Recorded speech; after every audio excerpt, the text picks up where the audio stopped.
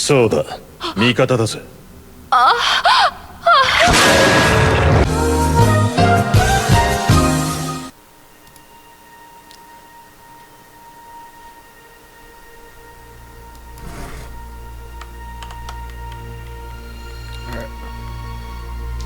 Put out the announcer real quick.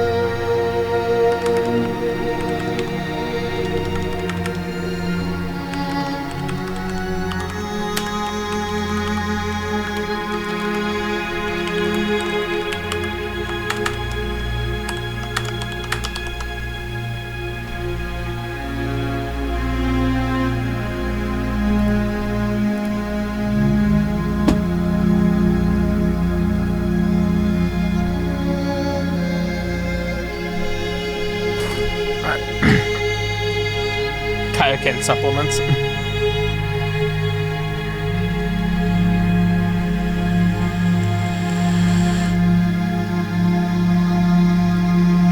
The push, even further beyond.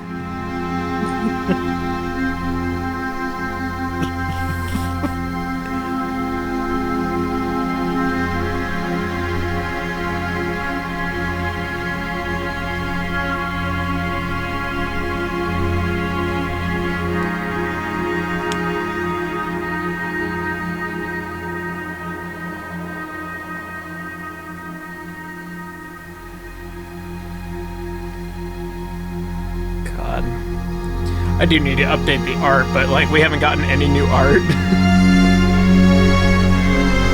Whoops.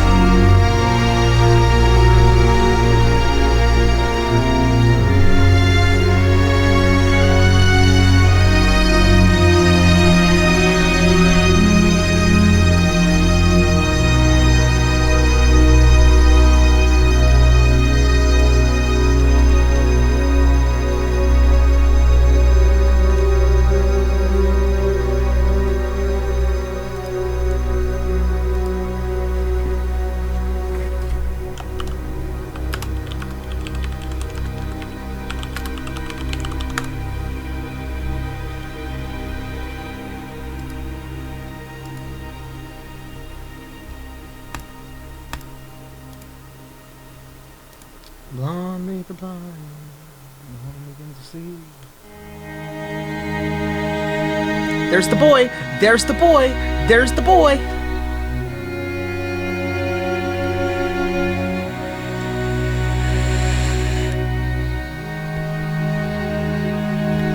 Don't be like me, kids. Put that down over there for right now.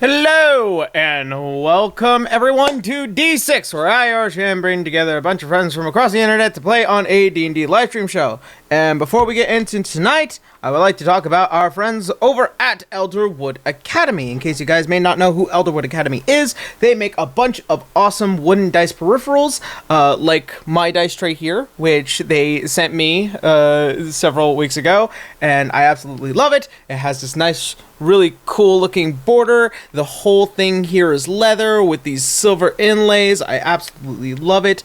I know Caitlin has her dice tower, as well as Boo having his own dice tray, which is actually probably cooler than mine. But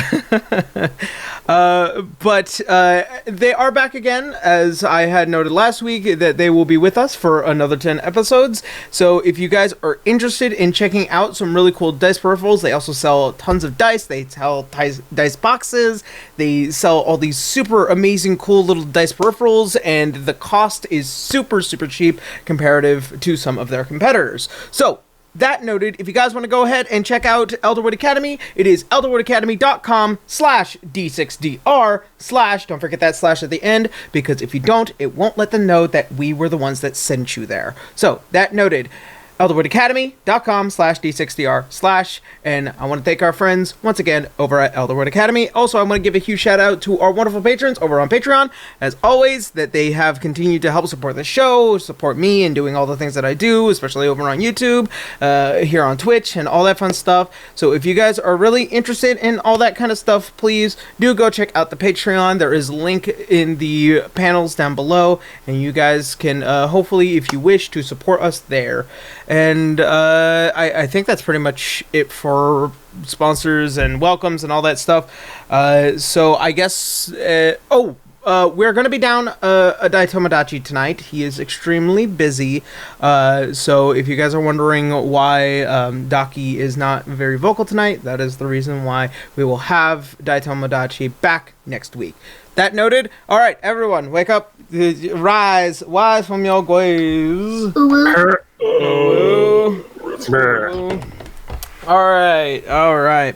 So, Okay, I was going to join until Caitlin said uwu. What are you, a furry? I'm not playing tonight. I mean, I'm drawing a cow woman, so you know. That's not uwu. Wait, I that's thought you were uwu. making a cow woman. I thought you were drawing cow. You're the big Cowgirls. mommy milkers. Yeah, you're the big Mommy Milky, no! Mommy milky, yes. Big milky sloshing bazongalonga nagangas. Hang tang tonkaroos. And what happens next? All right, so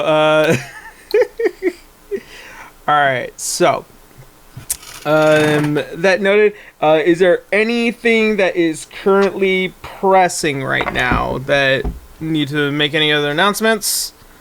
I don't think so. Not that I'm aware of. Nah. All right, that Meh. sounds about good. Sounds about right. All right, that noted. Let's go ahead and jump on into tonight's game of D6. That was not the one I wanted to play. So, where we had last left off. After our adventurers had left Al-Anon in order to go spend some time here in Yimnan, in order to try and enjoy what is a short vacation after many, many long and arduous battles, and looking for a time to relax, they make it to the capital of Yimnan in search of just anything to come by. After what was an interaction of an old foe whose name they cannot seem to remember, so they just decided to call him Kitty Whiskers or something like that. Pretty much forcing back a Rakshasa after the Rakshasa had pretty much invaded the mind of Helena, turning her against the rest of the party, ensuing in this giant battle inside of the room, and thus managed to get him away after he realized he was not going to ultimately win the battle himself. After doing so, everyone comes to agree that he's probably not going to be making another attack anytime soon. So in doing so, they decide to continue on enjoying themselves while they are here in Yimnan, and Garu looking for more answers about both his family, his past, and as well as what will be the near future with a interaction with amongst the Kali. At least that was the initial intention from my perspective. That noted,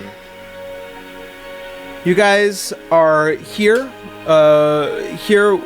close to what is the town of Yongu, and heading further south to either Baccarat or more south to the Boba Port. First, before we head out, I just want to say that, Garu's just, I take it out to the little Bards, so that he's gonna, just I'll go home and just wait for him to wake up then, so... Yeah.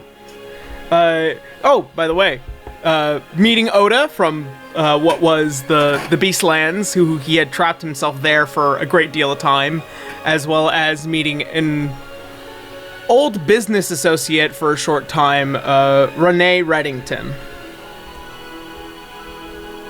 And what looks like to be a rather sizable ally. Alright. So, you take Oda to what is his small homestead shack, as he is passed out there, very much not capable of holding his liquor. So, I better take him home. I'll see you guys in the morning. In the morning? No, we agreed on the yeah. buddies. We agreed on a buddy system. Ah, true. Well then, Sterling. oh, yes. I'm more than glad to join along. And kind of sticking to Garu like glue. Don't worry, we'll keep the drunk safe. See you in the morning. Nah. He's gonna put him on his back. Alright, and as you sling him over, you hear him go,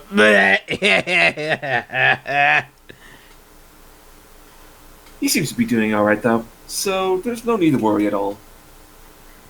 Hmm. Mm-hmm.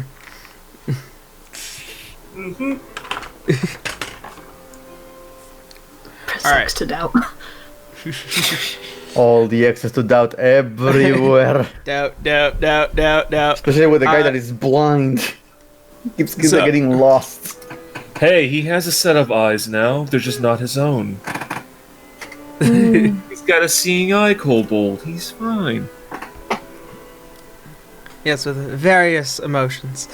As you find out where he does live eventually, bringing him back to this small shacked homestead, and from there on out, it is it's not really too difficult of a night, as you guys end up finding what is a small inn for about 10 gold pieces a night for each or for each room.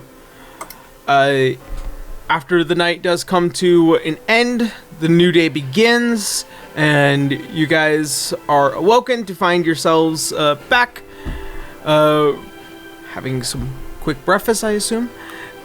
So, from there on out, what are your guys' plans? Garo is just gonna wait for him in the morning to ask him some questions, but you guys can go first if you want. If you want to do some errands. We have nothing to do other than wait for you. Oh, okay. Alright. So, sometime, I believe, in the afternoon, because heavy drinking, leading to hangovers and whatnot. Sounds about right. You do find a very groggy-looking Oda as he begins to kind of walk back and find all of you, and it's like, my head is thumping. Yeah, that's normal. So, what was it you wanted to ask me? I take it he's away from the group too, right? Since you stayed over at Oda's. Yeah. Okay. Well, if you can remember, we had a little wager last night. A wager you didn't really have a chance at winning. Sorry about that. Damn, you played me.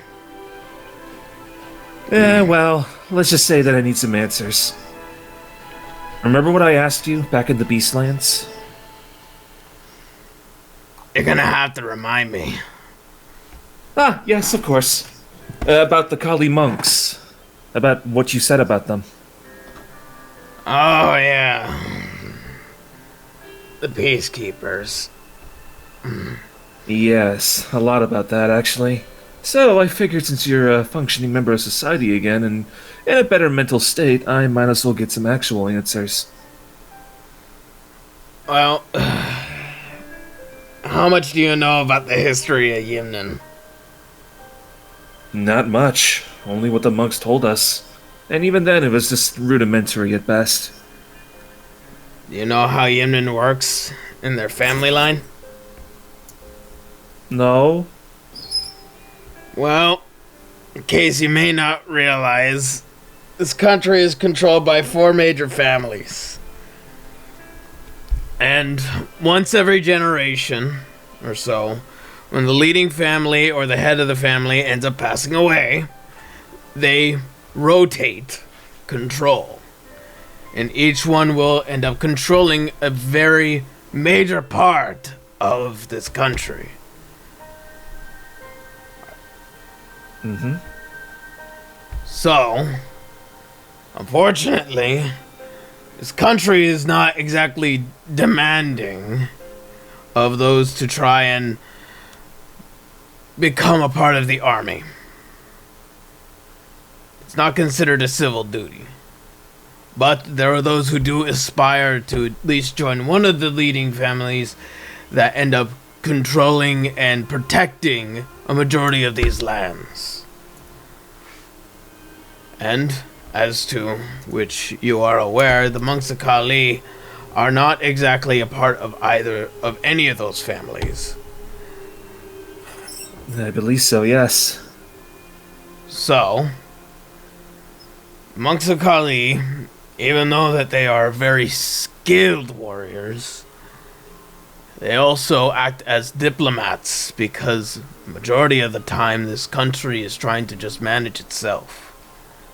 So, whenever the head of the country decides that it is for the best, they will send certain diplomats in order to expand certain options, trading, making sure that trade routes are protected, making sure that the skies remain clear of pirates, and also in trying to control what are the monsters and the supernatural that roam these lands. Most of the time, a lot of the people that join the major army side of Yimnan, they can't handle those sorts of things. A majority of the time. And thus they send the monks. Mm-hmm. For some strange reason, in understanding Ki, as he begins to draw out what is the Yimnin sign for key on the dirt with his foot. Majority of the time, monks can end up channeling and harnessing their key. I'm sure you've experienced it on many different occasions. Yes, plenty of times. In fact, I'd say I've gotten rather good at it. Ki is much like magic, only except the power comes from within the soul. So, anytime that a creature or something that could be considered dangerous to the nature of this country, those with Ki can end up forcing them back. The majority of the time of those who are magically inclined, taking sorcerers to wizards, they are more utilized within the upper echelons of Yuakong. Oh, I'm still waking up. As he begins to walk over and pour a glass of water for himself. Oh yeah, don't forget to hydrate. Well, this does seem, as much as I know, well, at least what they told us. But there is something else that I've been rather curious about. I've heard rumors that they're capable of doing, well, seedier things as well. In fact, the rumors of Dark Peacekeeper seems to get around. What kind of a reputation is attached to that, don't you think? If you're probably thinking of the Hand. The Hand? Mm-hmm. Never heard of that. It's a subsection of the Monks Akali. We call them the Hand because usually they travel in groups of 5. Usually, the big one is the one that ends up controlling the rest of the 4. Now, whenever something gets a little out of hand, let's say local warlords or some of the ones from Excelsium who end up trying to break certain pieces over the oceans and sky, what they will do is that they will send a group of their most elite warriors, known as the Hand, to make the problem simply go away. Jeez, that seems violent. Though considering the reputation they have for within Yinmin, I take it that's a bit more directed elsewhere. I just fucking saw that. Not my intention to the reference, but thanks. I take it they've been directed elsewhere in the country itself, right? There are multiple groups of the Hand. The Hand is simply a subsection, a part of the whole. Now, in light of that,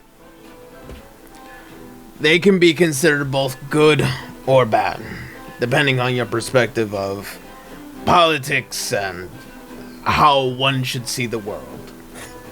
And considering that there are an ever-turning cycle of the 4 leading families to see who is going to take the head, the Hand is simply at the direction of the Monks of Kali, while the Monks of Kali will simply receive a recommendation from the leading head of the country.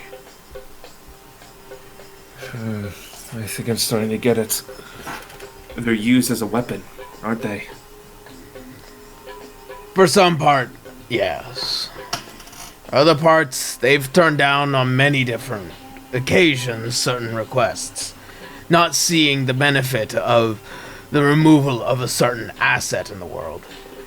But the Hand is more than just an assault force. They also have many different defining skills. Certain groups can do certain things. Excavation, another form of diplomacy, or even keeping secrets that should never make it to the surface of the world. So, they're mercenaries in a way. In a way, yes. But But while the Grandmaster still has dictation over where the hands go, it is always at the request of the Emperor or Empress of Yimden. I see. This is so confusing. They never told us about this at all. It's probably All they told because us you about haven't was finished your peaceful walk.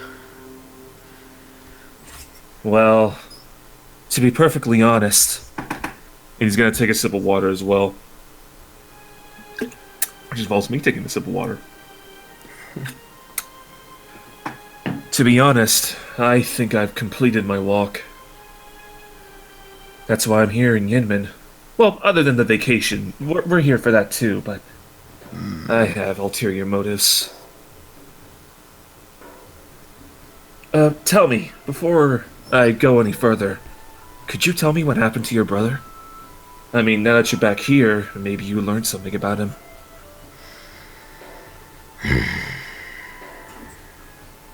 In my time away, I had come to learn that he died. I see. You have my condolences. Did you figure out how?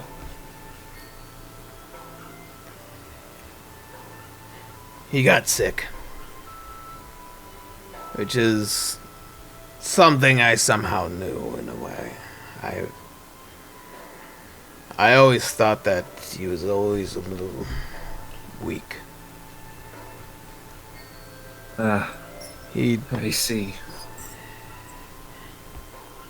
I had been told that he did not make it past the last 2 winters, so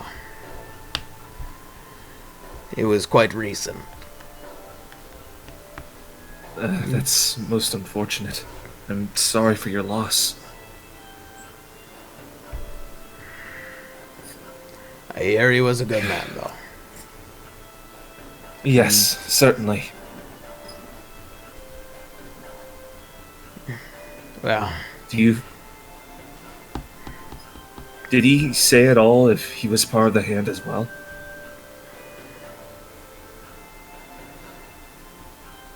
no. So he must have been a peacekeeper. Must have been a diplomat then. Whatever he was a good man. But his body always gave way. And even though he was able to harness a certain amount of his ki, it was never to the perfection like your own. As he begins to pat your chest. I see.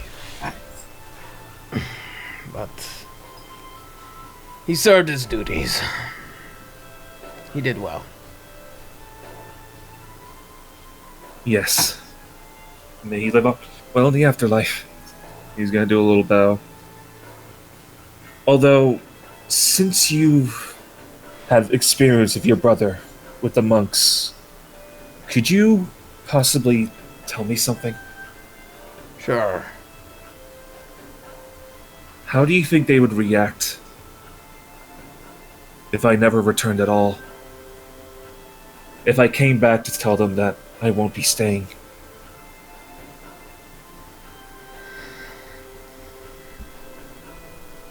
I've only heard of one instance, known as excommunicado. It is when you decide to walk your own path. If you decide to leave the monks of Kali, officially, you will gain no rank, and you will have no home. So, that's it? They're just going to cut me off like that?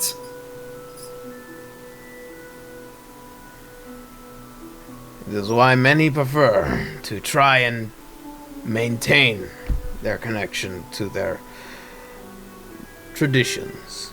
But if it is not a tradition that you wish to continue on, they will see to it that you will be able to walk your own path, not the one of the Kali. I see. Recently, I found a new home with myself, with an actual family. And I want to devote everything to it. But there's just still so much I don't know. Why wouldn't they tell us about the hand? Or why wouldn't they tell us more about the actual culture of Yinmen itself? I can't help but feel that they're hiding something. They shroud themselves in a certain air of mystery. But even in light of that,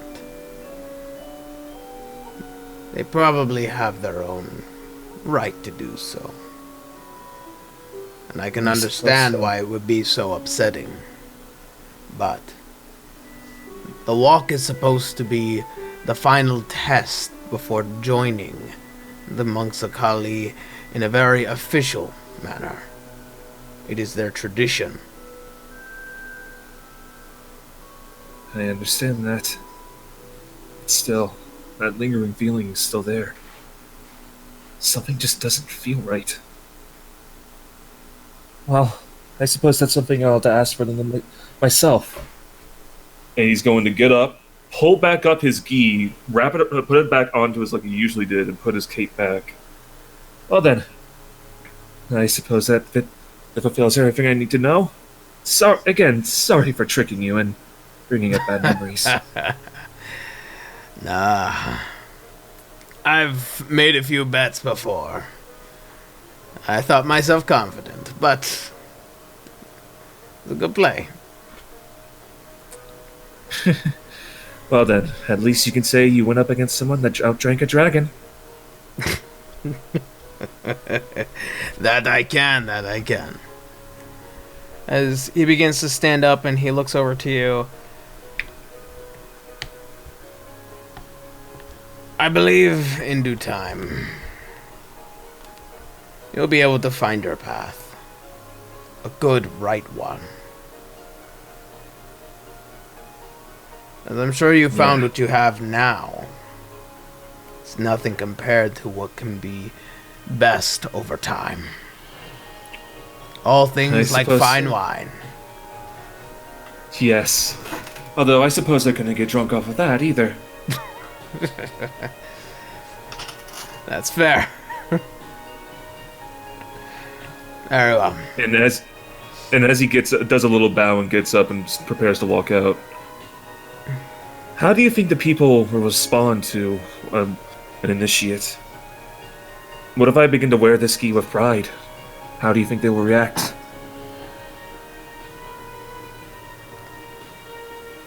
I suppose you'll have to find out for yourself. I have no answer for, I suppose, a very complicated question. I suppose so. Well then, I guess it's worth a little experiment. Arigato. Ota. Take care, and do let us know if the Raksasha comes back, alright? Definitely. And safe travels to you, Garu. And safe living to you. And he's gonna walk out the door. Oh, and Sterling, you take care of him, yeah?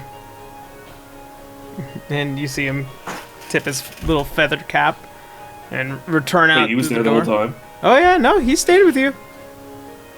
Just He's taking been- notes in the corner. Yeah, no, he's been trying to help you out through this entire endeavor. You are aware Yeah. he's also providing you plenty of information on many where the grimoires Yeah, I just thought. are. I just thought he wasn't there, like specifically in the room or whatever. But that's cool. No, he had to get you there. Oh yeah, Buddy system. Buddy system. yeah. Your pocket twink. The Twinkie. Okay, for real. Like Garu's gonna like proper like set back his key, push back his cape, and then like walk to the others, or get to the others. Okay. As you return, you guys see a Sterling and a Garu now returning to the rest of the party as you guys had stayed at the inn, and you are prepared to go wherever it is you wish to go. Everything goes smoothly, I take it. Mm-hmm. He's gonna have a hell of a hangover, but he's all right. That's good. Plus his futon was extremely comfy. So, where are we going next?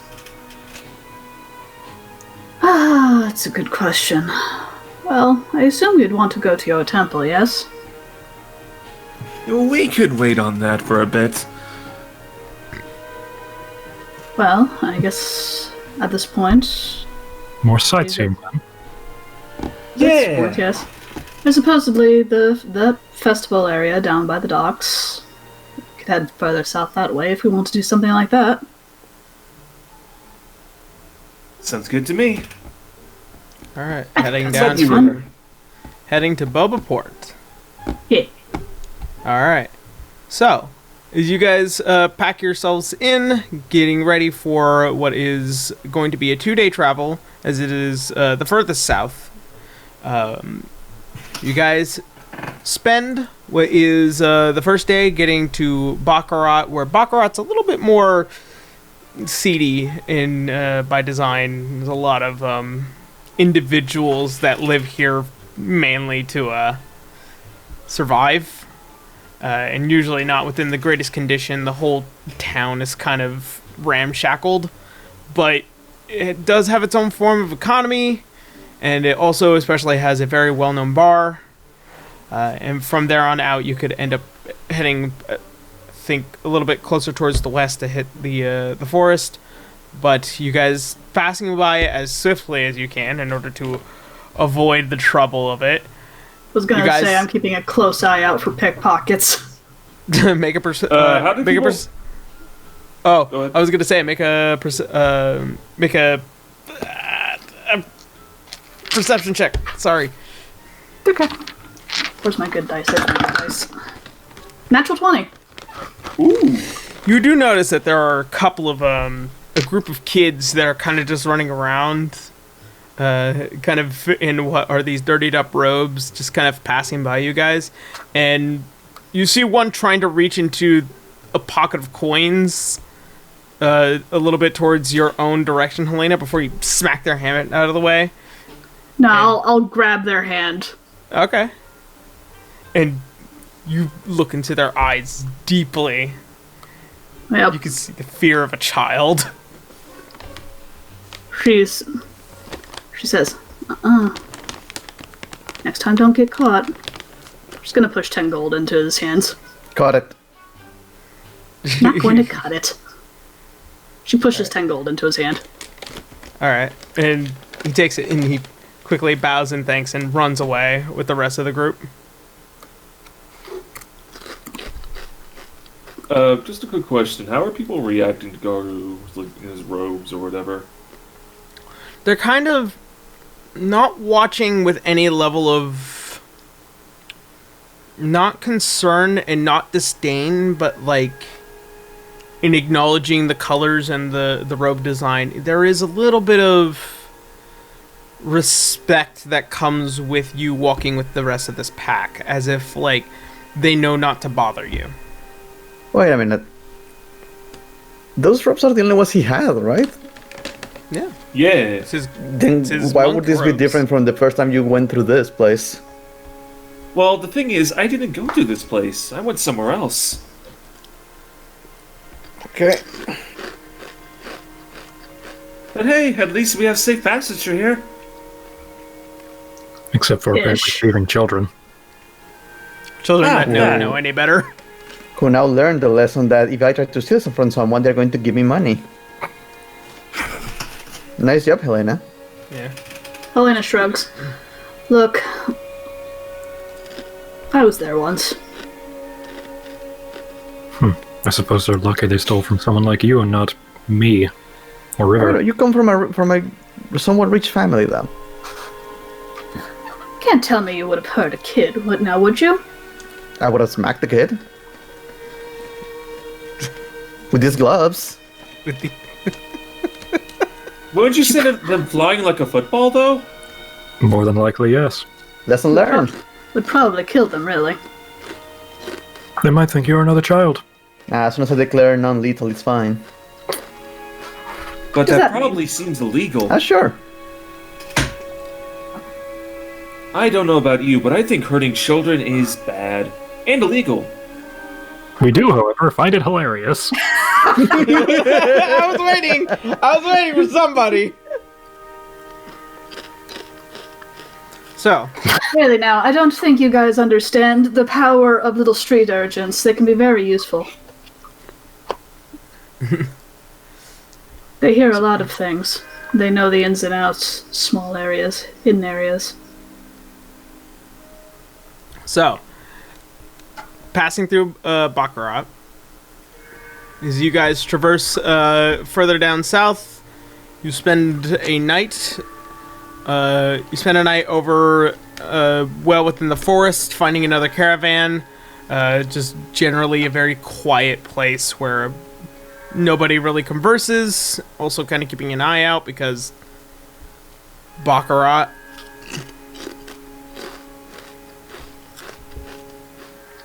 After some time passes, you guys finally make it to Boba Port, where there's a certain smell in the air here. Garu, it's a very familiar smell, even though it's well within the early morning here.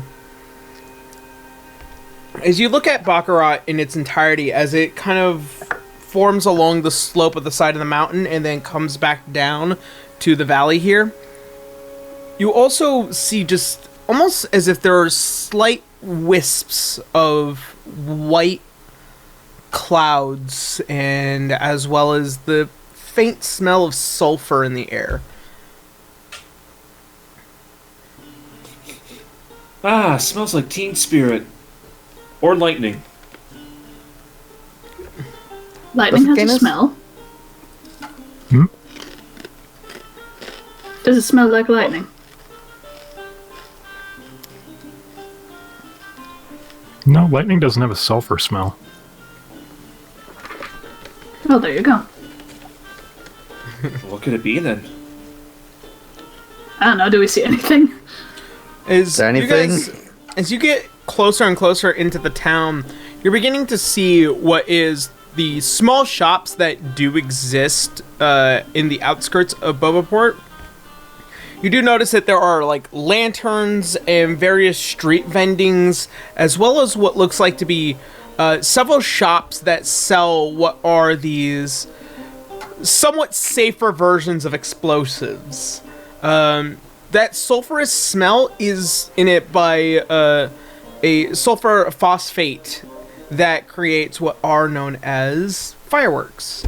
And it does seem like that they are commonly used for a town that uses itself as a means for celebration. Huh. Explosives. She slowly starts rubbing her chin. It's gonna go great. Why would you set off explosions as a celebration? Well, you have to admit, explosions are fun.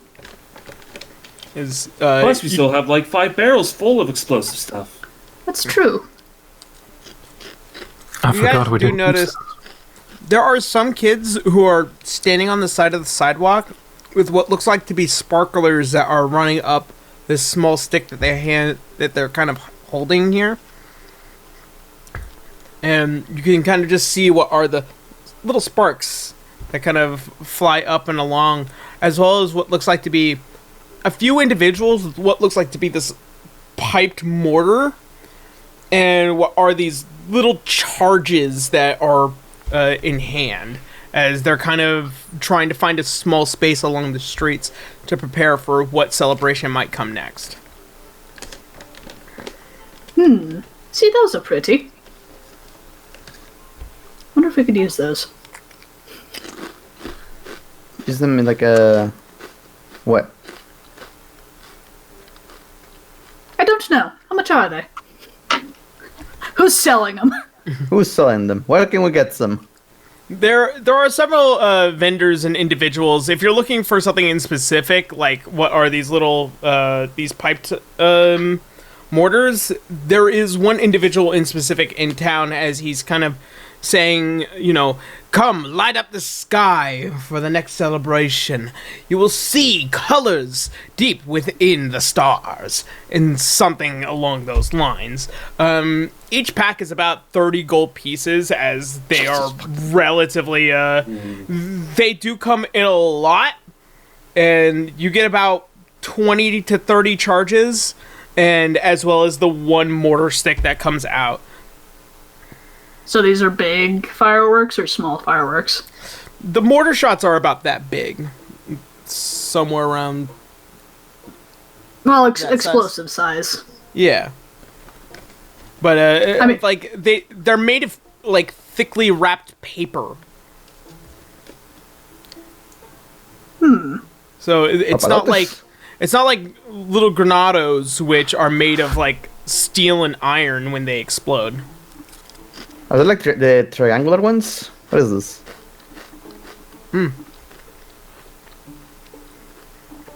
These are what are known as mortar shots. Well, still daylight. So, as he kind of puts one out on the table, and he drops one in, it goes foomp. You see that what looks like to be this wicked charge that's still sticking out of the pipe, as he brings over what is a small candle fire as he lights it and backs away about a few feet, and it goes boom all the way up into the sky, and then you see a flash of sparkles and lights as this thing comes spreading down and then dissipating away. Ooh. She just claps.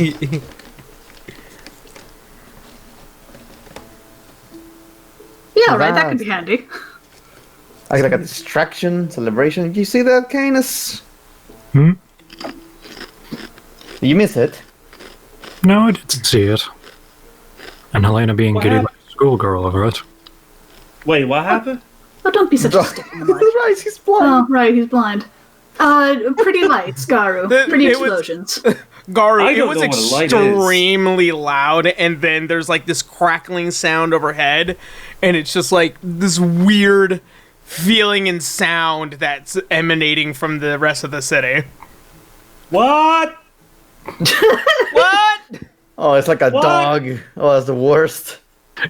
Explaining the allure of fireworks to a blind guy that uses echolocation. He's also deaf at the moment. Yeah. What? Oh, dear. This is going to be interesting.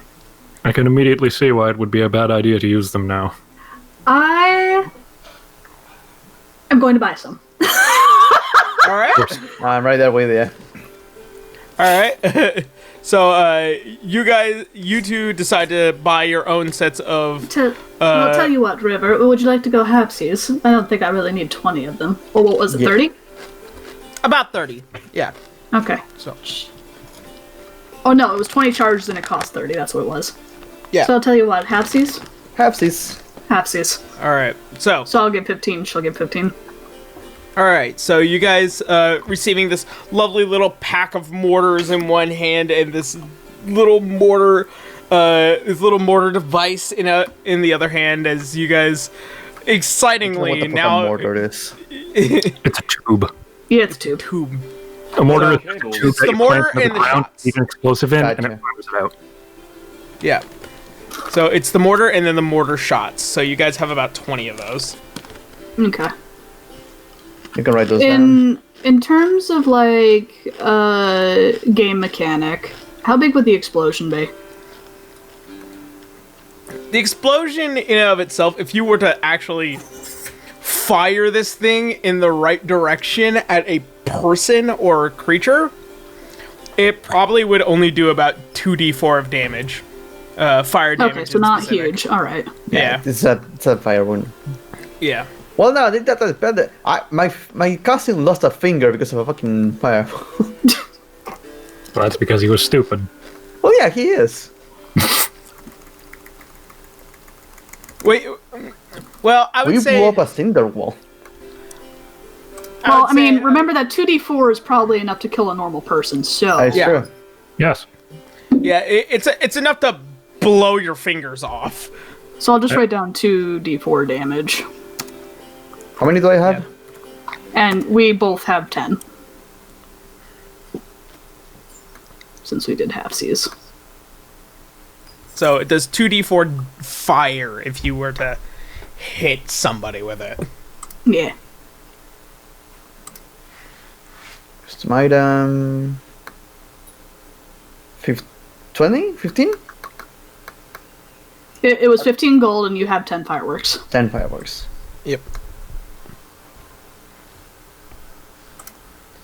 Like, keep in mind, these are more for celebration than they are used Yeah. for combat. Yeah, but yeah, you yeah. could definitely Clearly, but use them for combat. Imagine using this in the Underdark though. Alright. Fuck those Oh, people yeah. with sensibility to light. Mm-hmm. I mean, Yeah, that's what I Roman mean- candles are for. Yeah. Yep. Which you can also find here as well, as there are several individuals who are selling like little sparkler fountains, as well as what looks like to be an entire line of people that are selling like Roman candles, these little spinning flashing ones. There's also one where you have to like pin it to something and light it, and it will just spin sparkles over just in place. It's really interesting. Oh, I love it. It's all so pretty. Do they have the Komodo 3000 though? Just make the sky bright as day. Blind everyone in a 10-mile radius. I did not expect you to make a Malcolm in the Middle reference. Jesus. It was one of my favorite shows. However, you do also notice, well along the side of the mountaintop, or along the mountainside, there is one place which is just manufacturing a majority of the materials needed in order to do this. However, the chimney that you see that is probably about 30 stories high doesn't emanate any smoke at all. Huh.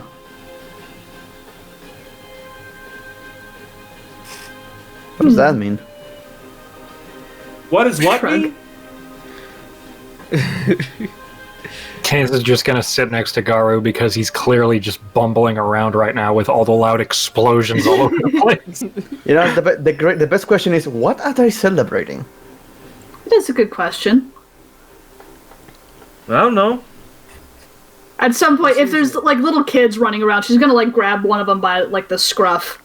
All right, as you grab what looks like to be this small girl with what is like these very large hair, like bound that's going out like this, and it's like, yes. Tell me, we're new here, darling. Do you know what's the celebration today? If I remember correctly, it is the celebration of the 2 dogs over the moon. The fuck? 2 dogs over the moon? Yes. Tell me the story, dear. Well, I believe it's like 30 days, there are the 2 dogs. One dog will always chase the moon, while the other dog will always chase the new moon. So, when they end up chasing and chasing and chasing, eventually they end up coming together at one point. And that is half a moon.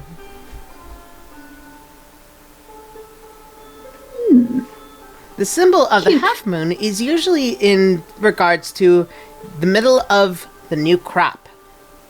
And she points out to what is the, I guess, expensive farmlands as they begin to roll and out towards what look like to be rice fields as well. And they aren't in full bloom, but since they look healthy enough, it is cause for celebration. All right. Thank you, dear. She'll let her go. And she ends up running off well into the city. All right. So, what good stuff do we see around here? Oh, tons of street vendors. There's vendors for what look like to be these masks of dogs and foxes and various other creatures. What look like to be the Tengu creature as well. There are what those look suck. like what look like to be what are little vendors for what is like fried foods, octopus balls. You guys had some of those, as well as this very spiced smell. It's very pungent, but it is almost off-put by the smelling of like fried bread as well, kind of like donuts.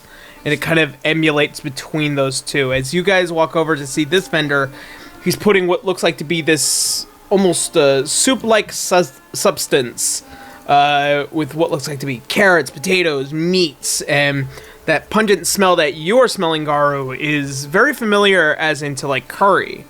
And by the time it goes into what is this pocketed bread, he folds it all up, folds it tight, and then dumps it in oil as it begins to fry over. Oh, You lost a camera. Oh, Camera broke. it was so good. You lost great, now it's fine. yeah. And after a few minutes of it Shit. being in the oil bath, it comes out very crispy. It almost smells like a donut. We But forgot Daki 2 cities ago. no, Daki is with you, but her head is in a book right now. I'm like thinking bread right now. Like, did we ever pick her up? I think she fell asleep when they left the hotel. Oh, she's just in the middle of the road, I knew- face down in a tent. I knew I'd end up in Philadelphia. But I'm sure she's Yeah. fine. oh no, she's perfectly fine. She's just I know, I'm making kind a of- joke. She's currently reading the Starbound Tome as much as she can to learn from it. That doesn't sound like her. No, she's Doesn't busy s- scrounging bread off the ground. Like I It's had, not that. I had to give each character at least something to actually do. Fighting a raccoon for food. As soon as a firework went off, she ran away. But yeah, the fresh smell is almost super emanating. And for the cost of 2 gold, if you wish, you may have what is a curry bun. I'm so used to the other to normal economy. Just giving 2 gold for a piece of bread. Oh, Very expensive, Douglas. oh. Very expensive bread. How about games and things like that? There are certain games with what looks like to be a pin knockdown game, which the prize is just mainly like what is this giant bowl full of just what seemed like to be certain sweets, and you could end up taking a handful from it. There is what looks like to be this little fish game where you use what is like a paper net and you're trying to get the fish into a bag. There is also another game where it is just a skill of accuracy, where you're trying to get what are these little darts into what is this bullseye. And the prize is what looks like to be this very small but plush, fluffy looking sheep that is handmade by the vendor, and there is about 15 to 20 of them just kind of all dangling around over the vendors. It's cute. Is it round? How round is it? It's pretty round. It's Oh, it- fuck. like the emulation of the fluff is actually very well skilled. You see hearts in Helena's eyes. Oh, You see fire in River's fists.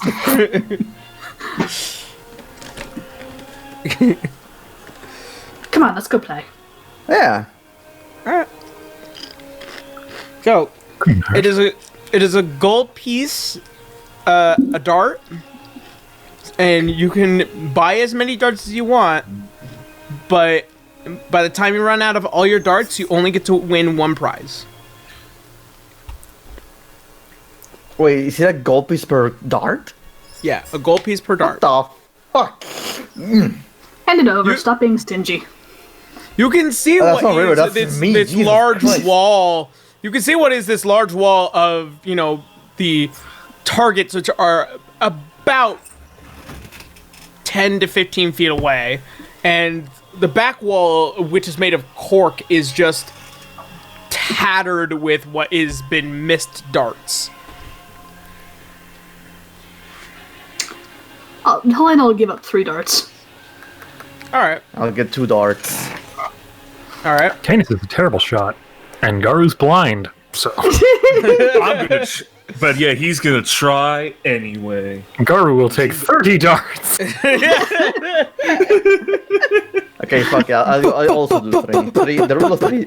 Oh god. Rule of 3. If I, Yep. if I throw them all at the wall, one of them is going to stick. Now wait a minute, what if I win a prize with my first dart? What happens to the other 2? Maybe you can win another. You have to use all your darts before you can win a prize. Okay.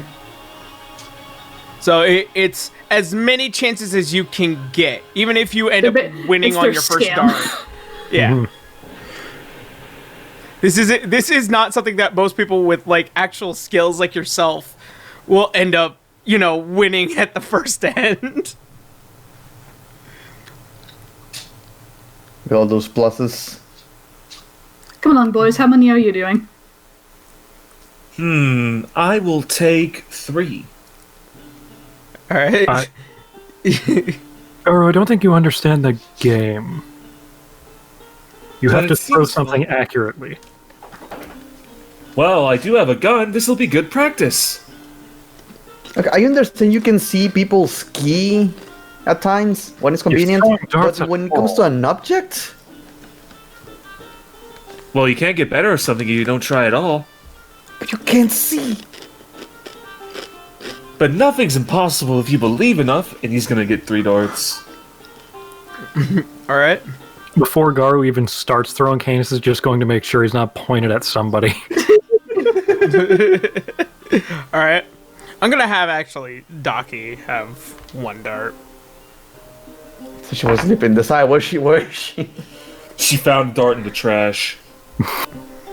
Don't worry, guys. I'm a really good shot. The raccoon stabbed her She with was it. someone else's character, and they love that shit. Let's see. I'm gonna. I actually have to look up her. Come All on. of her. All of Come her on, pluses Canis. and You need to minuses. get one too. Get yourself a cute fluffy sheep. Fine. You'll get This also one. could happen. You lose 3 gold. You know what? In second thought.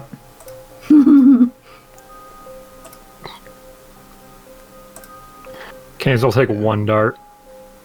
All right. I want all of us to fail and just shoot at the guy who's managing this. All right. So I'm gonna have everyone roll their dexterity attacks. So Hell yeah. don't forget to dexterity add attacks? your proficiencies as well. Okay. Am I proficient with darts? Yeah, it's a simple weapon. Oh, hell yeah, then. I need to look up what my proficiency is. I think it's 5 at our level. So we add our proficiency and our dexterity bonus too. Yeah. Yeah, what's... where's But for you, proficiency Garu, listed? because you are blind, it is Oh, with 5, yeah. disadvantage. Okay, that's fair. Thanks, proficiency. Sorry, Yeah. doing this just kind of one at a time.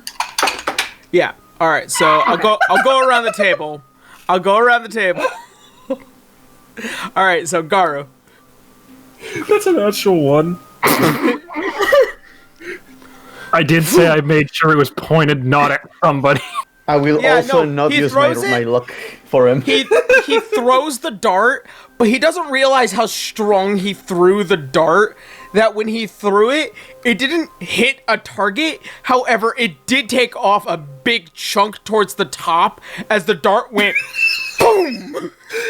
Oh my god. Did he remember it was a dart and not a throwing knife? Apparently so. Did I win? No. Nope. No, but you might What's the have a bill fucking later. What's the stand builder's reaction? Maybe I should try and fire the next shot. And Sterling gets up on the table. Okay. Alright, River, you're up. One of the darts then. So fun fact.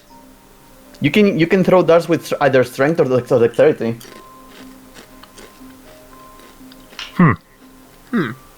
I did not know that. Oh, yeah, thrown weapons. You can use strength with it. I'm not sure if I use strength or dexterity. Well, this is a game of accuracy, so that's the reason why it's a dexterity check. Yeah, as there is a giant chunk off the side of the building. Yeah. Where the fuck? Oopsie doodle.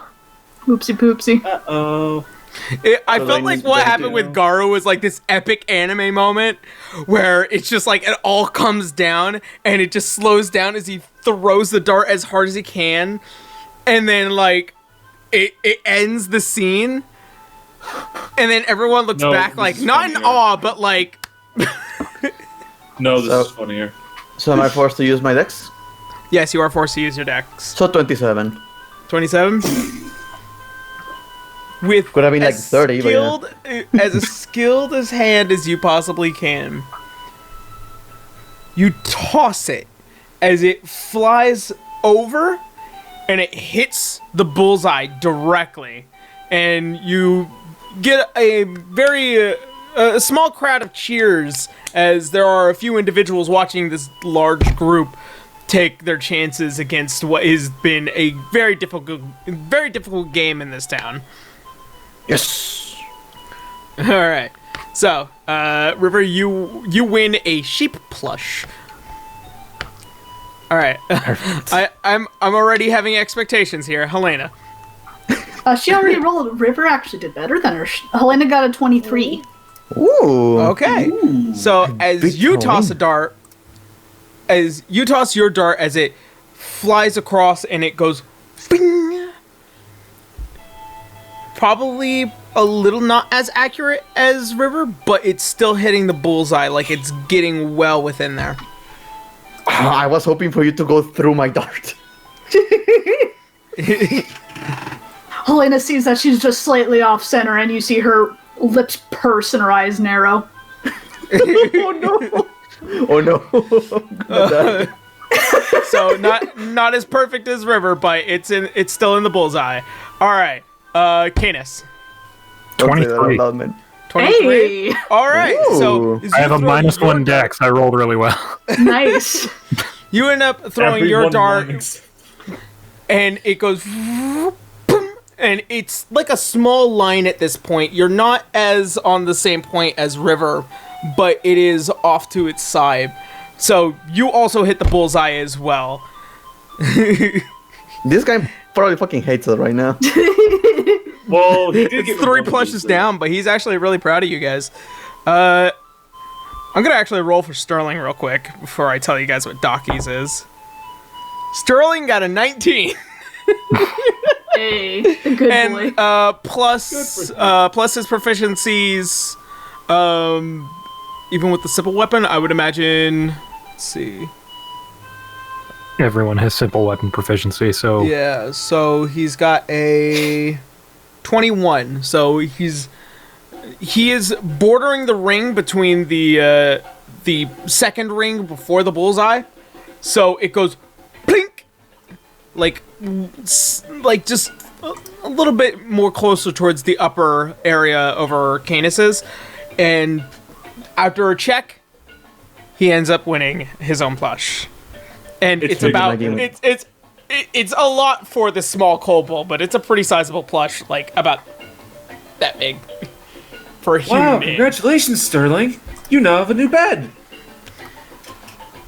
Well, sir, I wanted to actually win this for you, if you would like it. He holds up We the can plush both to you. share it. Yes. I can get it on the weekends, and you can get it on the weekdays. We'll call it Timothy. Our son. Our son, Timothy. Baby boy! Alright, so Docky rolled a natural 20. Jeez. Right. Everyone gets a sheep. And after after pretty much applying all proficiencies and everything, she rolled a straight 30. So Jeez. No, she Like- gets it right in the middle of everyone's As she- thoughts. as she beats back the dust off of her dress, she pulls back, boom, and as it plus 10? hits, Hi, Dex. I Well, mean, she does use, yeah, high dex. high dex, yeah, plus proficiencies and everything, and also because she does have an accuracy based feat when it comes to throwing weapons and ranged weapons. Believe. Let me see. Yeah, that'd do it. Do adept marksman. Nope. But no, it's something else. Wait, what the fuck?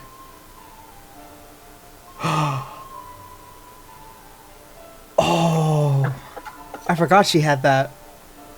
I'll have her talk about it later. But yeah, landing a straight 30, breaking past what is River's dart as it's moved off to the side, as it also hits the dead center. Told you guys I was a good shot. Helena. You see Helena with red lens flare eyes. I'm not surprised you're here. Wow. Stone She's gonna grinding ta- head turned she's toward gonna take river. the sheep. This will keep the raccoon away. I have 2 more shots. Oh yeah, that's So What'd you say, Mel? And you expect to get better. Slow stone grind head turned towards him. Yes. you guys, should you desire that you wish to use a roll to prove your superiority over each other, you're more than welcome to. But Cheers. since you've already won, Kane's got blindly lucky at something he's shit at. He's keeping the sheep. King Garden more too. Yeah, Sure. she uses hers. She did one better. And then for her next one, it was the same. I cannot believe. just It's just a pincushion. Candace is getting one of those curry buns while they're doing this dumb bullshit. oh, as you bite Garu into is it, going it in for is- one more go. Let's see. Okay. That's going to be a 14. Nothing too fancy. All right. You actually make it into the target initially, and as it's sticking out, it is on the furthest 4th ring out from the bullseye. And so you do end up hitting it. You just don't win the grand prize. Wow, it's an improvement. See, I told you I would get better. All right, so Out of mild curiosity, since I hit it 3 times, do I get 3 sheep? Is that how that works? no, you get the one round with as many darts as you can. Even if you end up hitting it for the first time, you will still only expend all the darts that you have in order to get to the grand prize. No, okay. Yeah. So I just have 1 sheep. Yeah. Sheep. It's very round. Are you proud of that? Yeah. You guys do get a round of applause from a small group that's been watching and trying their best to get to the grand prize, but, a group of skilled adventurers versus townspeople. Helena just Yeah, silently good fumes. job, not you. Woo! Yeah. But not that guy! Alright, so, as you guys claiming your prizes and re-entering the town, Garu, Yeah. I need you to make a perception check. Not of sight. What? I Oh. can't get over the picture of everyone with their sheep, and Helena's just still angry. He has her sheep, but she's still angry. Angry sheep. Perception to sight, right? This is not a sight perception.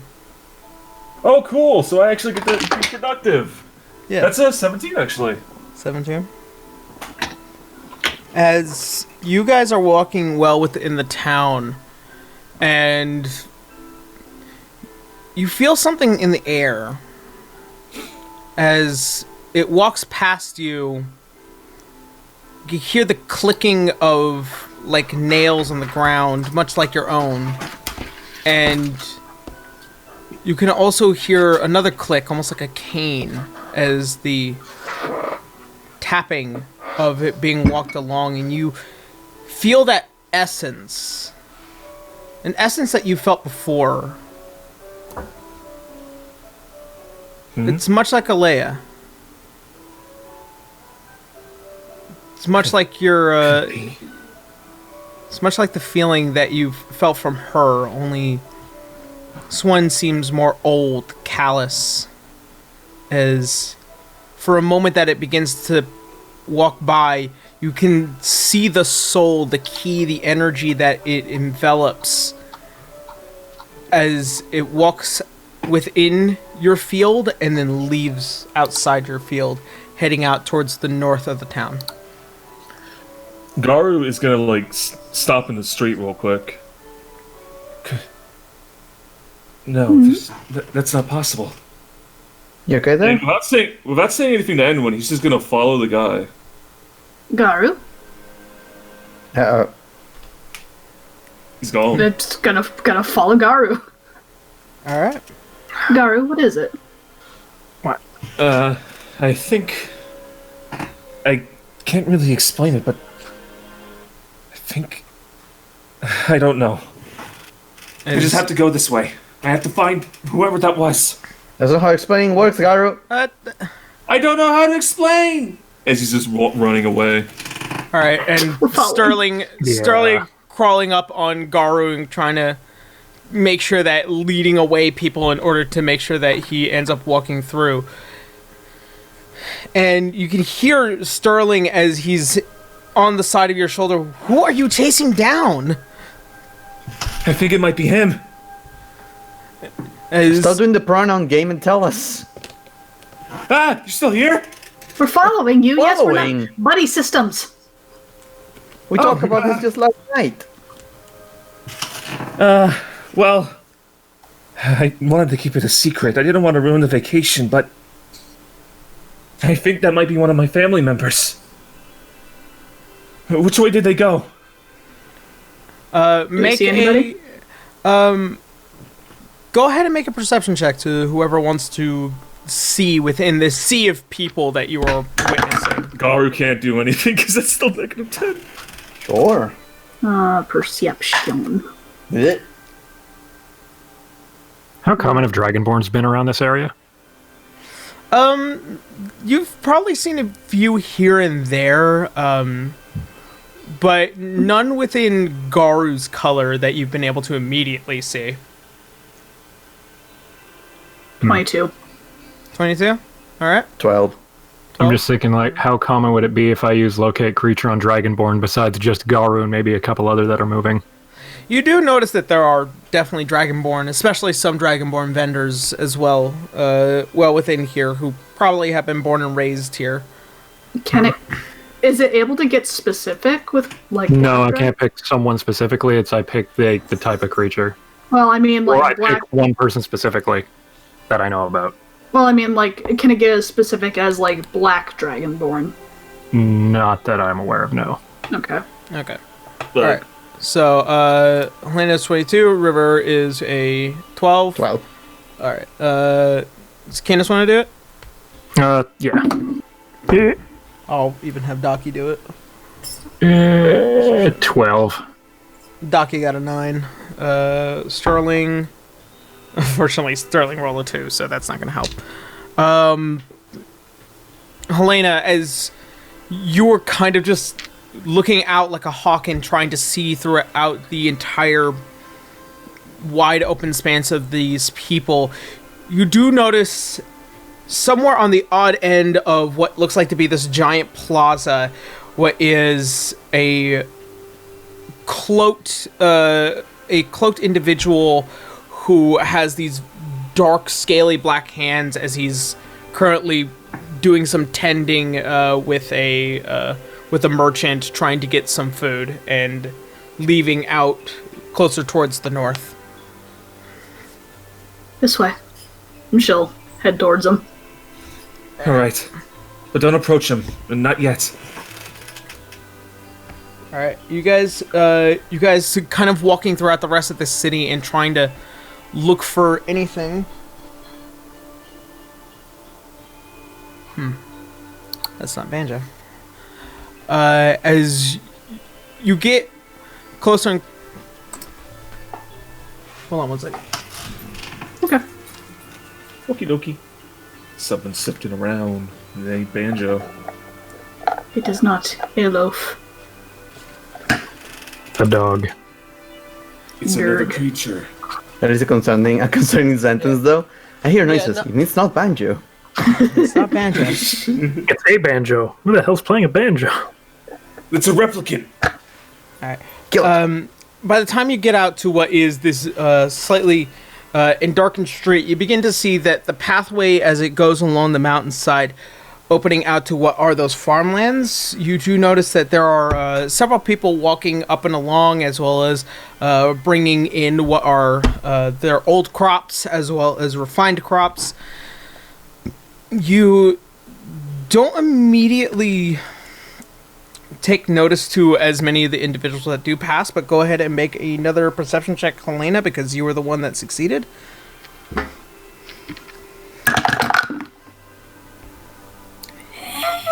It's not as good. Uh-oh. 8. 8.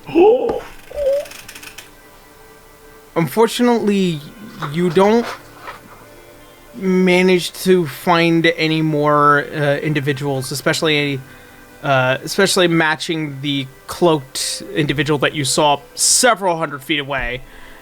At this point, you feel like he might have gotten like around and or lost out towards what is either to the open expanse to the farmlands, or it will be still somewhere within the city along this line of buildings. Hear Helena curse softly in Elvish. I lost him. No. No. Damn it. He might still be in the city, though. We have to keep looking.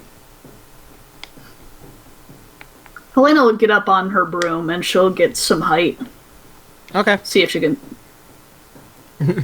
As you get on and you begin to kind of take flight up to overhead, I'm going to allow one more perception. And due to this angle, I will give it advantage because you have a much more wider array of sight here. Okay. Thank goodness for that advantage. That is a 24. 24. In looking out and around, you begin to see what looks like in the small forested area, slightly away from the farmlands that roll over these hills. You do notice out there is a small area, and you begin to see some form or something cloaked there is currently making its way into this homestead out away from the town. All right. She'll whistle and signal at the others to follow, and she'll fly.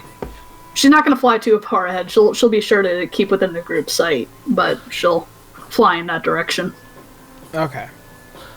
As you guys decide to make your way outside of to what is the general outskirts of Boba Port, walking along what is the farmlands, you do notice that there is a small trail into this forested area as it begins to pass in and through. As you do, and you begin to enter here, you notice that there is what looks like to be this small, almost farmhouse, as well as what is this 2-story tall shed, with just no walls on the bottom, but what seems to be something on the top. And you do notice that the chimney in this building is currently billowing out what is subtle white smoke. So, do you think this is his place? Or their place? Could be. He was in this direction. She'll land back on the ground. Thank goodness. So at least we know where he is. What is this, Garu? Well... I may have been a bit facetious when I recommended we visit Yinmin. To be honest. Helena slowly arches her eyebrows in a kinda look. Well, I need to come here for multiple reasons, but for the purpose of this, I found out that one of my other family members lives here. Another Grimwalk. Go on. And I was just wondering if I would invite him back to the house. You know, all the way in Dracovania. Bring the family together, I suppose. Yeah. You see, I kind of realized something when I stayed in Dracovania. I kind of realized what my purpose was. I wanted to reunite the house, to re-legitimize it, and break the curse. At least that's what I feel like I should do. And bringing the family together is the first way to do that. And this is the first one I found.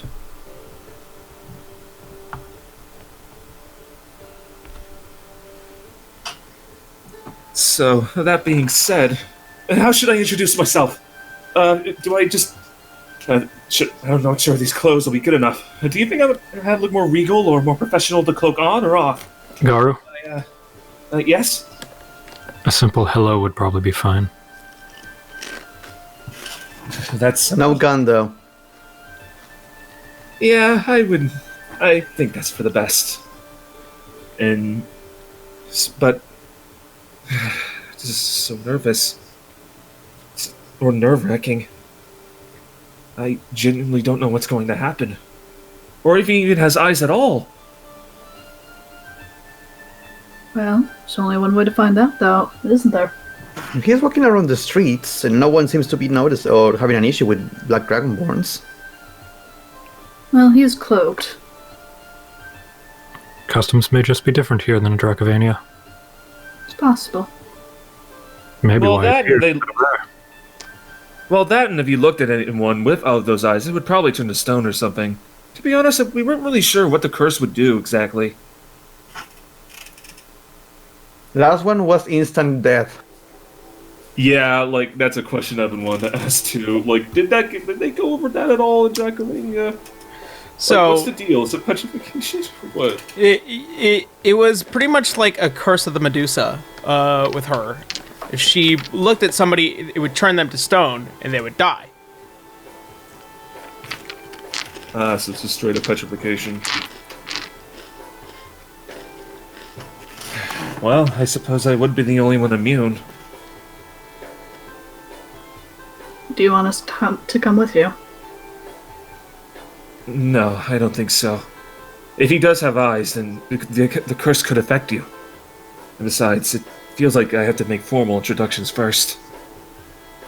Especially if it's my own family member. Do you have any advice?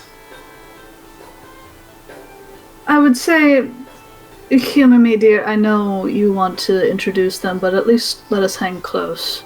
We don't know if they are friendly, even if they are your family. Yes, of course. As for advice, well, I'm sure it's much the same as your sister/cousin, question mark. Yeah, we still don't really know what the deal is with there, but I get what you mean. Just be you. You'll be fine. Well, I haven't really been the best in the past. With all that going on. Everyone makes mistakes. Everyone grows. You've been a lot better. Yeah, I suppose so. Let's just hope that's enough. And he's gonna get up, like, adjust his gi, and, like, put the cloak all over himself again. Okay. Stay close, but I'll let you know when it's safe. Alright. You be safe. And he's gonna... Of course. And he's gonna walk up closer towards the step. All right.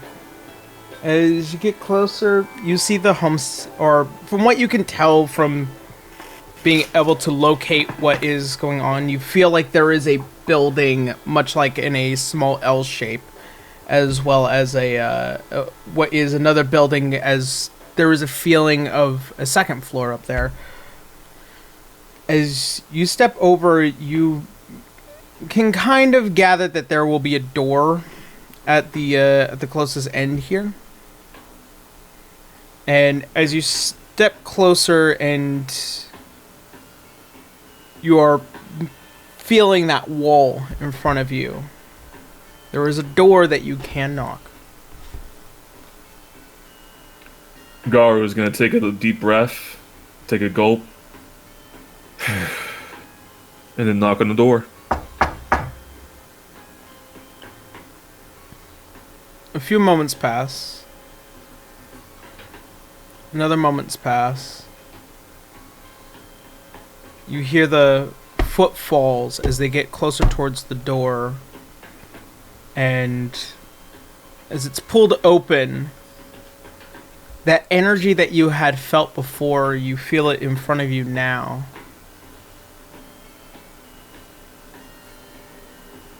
And greetings. there isn't any words. Garu's just gonna, like, maintain a proper posture, like what he learned in Jagovania, and greetings, mister.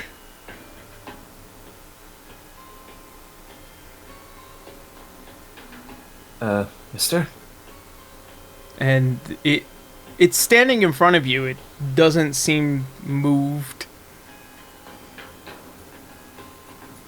Well... Sir, I am Garu Kali Grimlock. As you say your name, the door slams in your face. And you hear the latch. Pardon? He's gonna knock again. As you knock again, you finally hear the words, "Go away." Wait, sir, are you part of the Grimlock clan?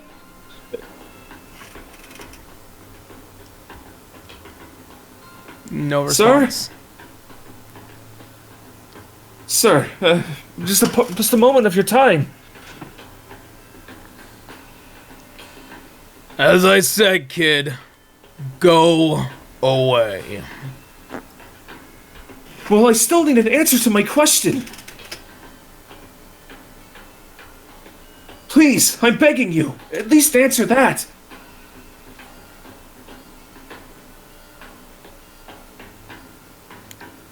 Make a persuasion check. Okie dokie, here we go. Not bad. That is going to be a 22. Two. You hear the footfalls a little bit more rapid as they come, and you hear the unlatching of the door, and the door swings wide open. What part of go away do you not understand? And he's gonna, like, start to get a bit more, like, stern. I understand, and I will answer and I will respect your wish. But please, I may have been looking for you for longer than you think. Please answer my question.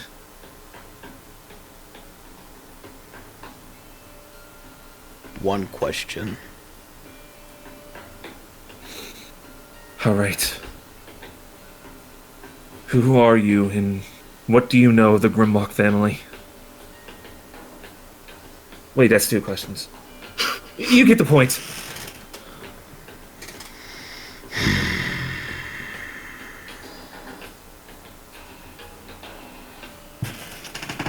I am known as Lockheed Grimlock. Spelling? Lockkeed. Lockheed. Lockheed. Lockheed. Lockheed Grimlock. Lockheed. So you are a Grimlock. That's great. As I said before, I'm Kali Grimlock. I might be your relative. No, I am your relative.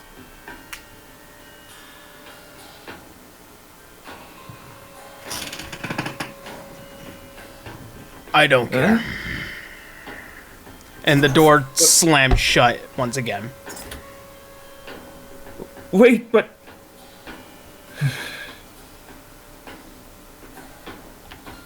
He's just gonna stand there for a while, and just be in shock. Slowly come out of wherever the group was hiding. Garu, like, if he could cry, he would be sniffling, but he's just gonna sniffle, like, raise his head up high, and turn back to the party. How did it go? Well, I did get confirmation. He is my relative, but he wants nothing to do with me. He just slammed the door on my face twice. All I got was his name. It's a start, I suppose. How solid does this house look? How does the house look? Yeah, how solid does it look? It looks pretty solid. The wood seems relatively old in probably maybe 2 to 3 decades. But it's well constructed, almost as if it was carpentered to a very, very pristine design. It is very common in its design, especially when it comes to a house like this in Yinden, but the shedding is a bit more Alernon looking. Meaning? It's probably built by 2 different people. Well, I get that. I mean like in regular terms. In regular terms, there's a lot more stone in the secondary building that kind of rises up to its 2nd floor, but this one is more wood, very easily replaceable parts, and you do notice a majority of it is kind of just well constructed, but kind of no windowed walls, and then the other one is high up but windowed. I mean, if you really want, we could probably break in. We're not doing No. that. I absolutely refuse to. I somehow already made a bad impression of him already, and that would only make things worse. But I have a name, and that's more than enough to work with. Everyone, I have a selfish request. Let's stay here in Boba Port for a couple more days. I need more information. I'm not going to leave it at this. Alright. No objections here.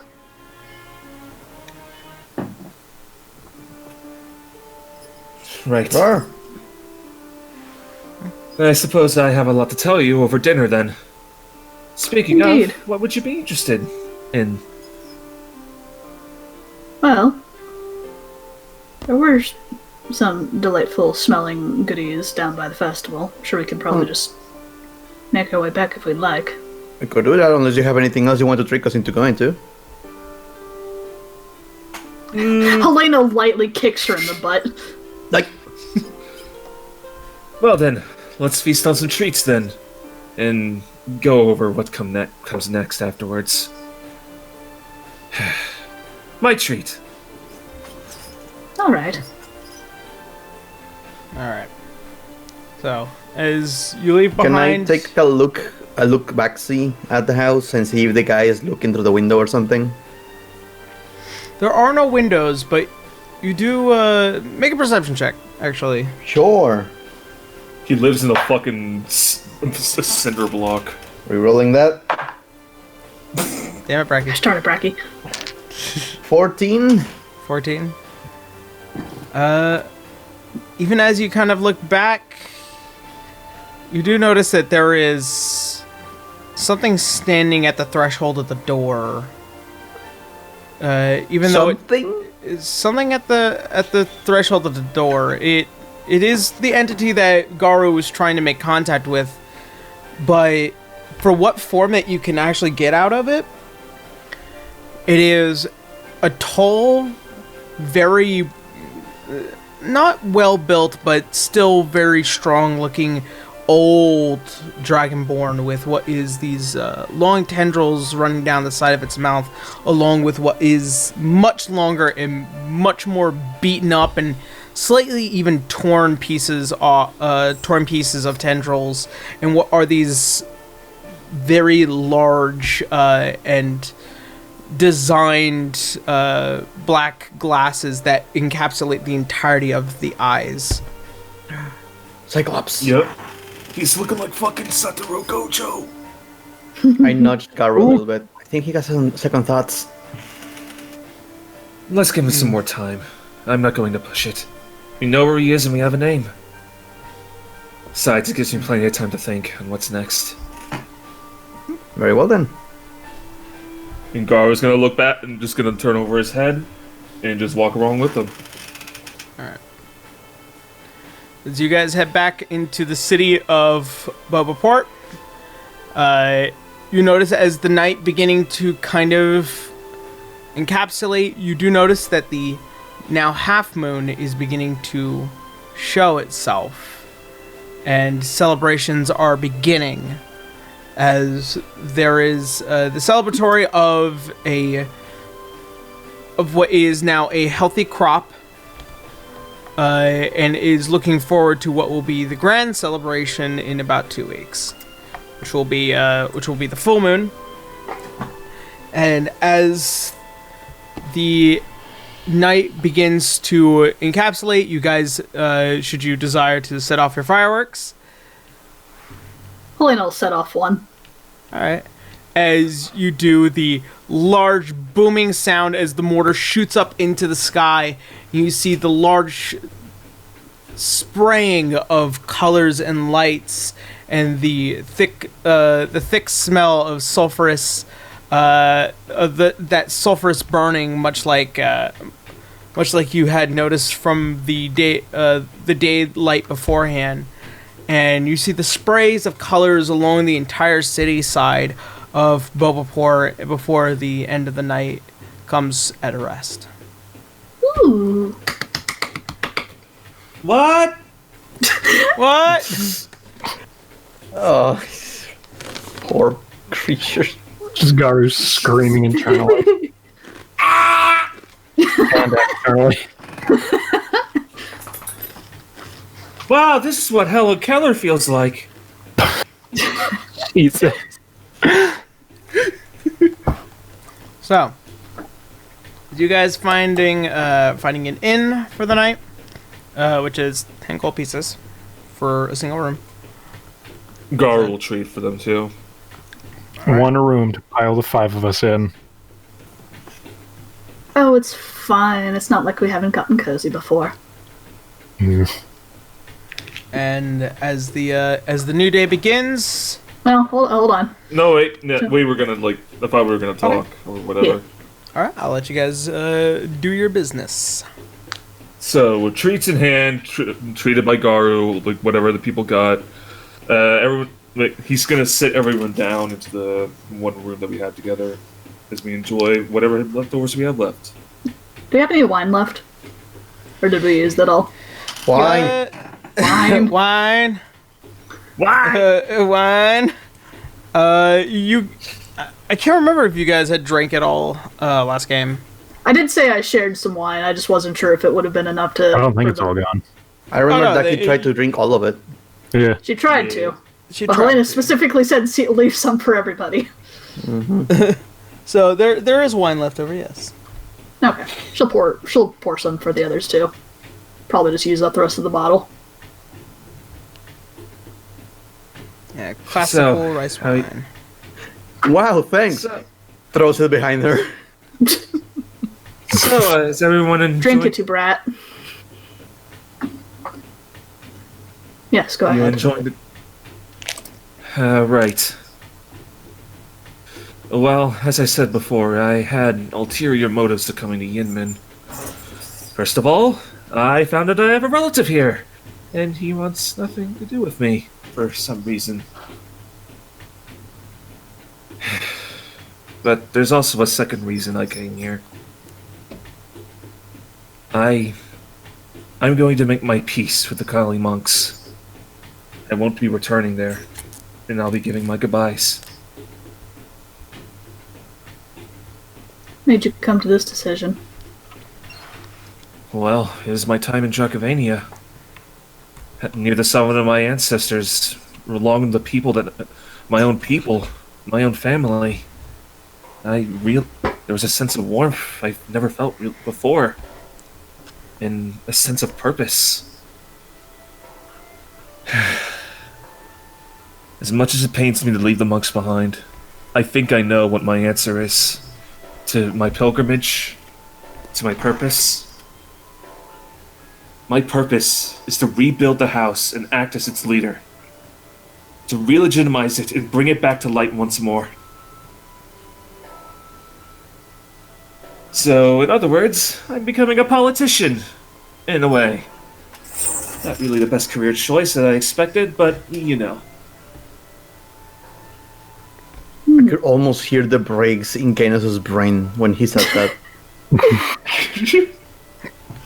Considering that's the life that I was given and the one that you seem to choose, you have all my full support. Yeah. The thing is, I'm not really good at it, though. As you can see. But still. I want to give my goodbyes and make my peace with them. But I also needed to learn more. They didn't really tell us anything. At all. And now I'm hearing rumors of something completely different. Something called the Hand. And what they're really capable of. Something feels like it's missing. So, that's why I wanted to come to Yinmin. To learn more about the monks, meet my relative, and possibly bring that back with me. And say my goodbyes. Are they like... Is it difficult to, not be a monk anymore? Are they going to cut your fingers or something? I don't know! Apparently the only thing I know is excommunicado, where they're just gonna... Well, they're gonna cut me off. Excommunication. Yes, at least that's the way Oda put it. Are They'll there cut going me to be off thousands of assassins that come after you? Garu's gonna be like, I don't... Considering what I've been hearing, they might very much well. Or not. I'm not really sure. All I do know is that they're hiding something. Or at least refuse... Or they're up to something. Well, I can't really say that, but something just doesn't feel right. That's why I wanted to learn more before I say my goodbyes. And before I find out that we might possibly have a target on our backs if they, do send assassins after us or whatever. Because apparently they have them. I mean, they're monks. I don't know how much of a... Well, I don't know how crazy they would be to be sending people to kill other people. Would one of their own merit enough to have an assassin squad go after them? Well, they do have assassin squads, but again, that's complicated. Apparently, half of the monks are part of something called the Hand. They're capable of all sorts of things: espionage, assassination, brute force. Really, if you can think of it like any other mercenary group, it's them, and they only respond to the Emperor and Empress. Would you like me to see if I can find out anything? Yes, most certainly. But there's also something I need to figure out while we're here. I have to figure out who this Lucky Grimwalk is. If I'm going to be confronting him again, I need to know more. Start things off a proper foot, or the second foot, in this matter.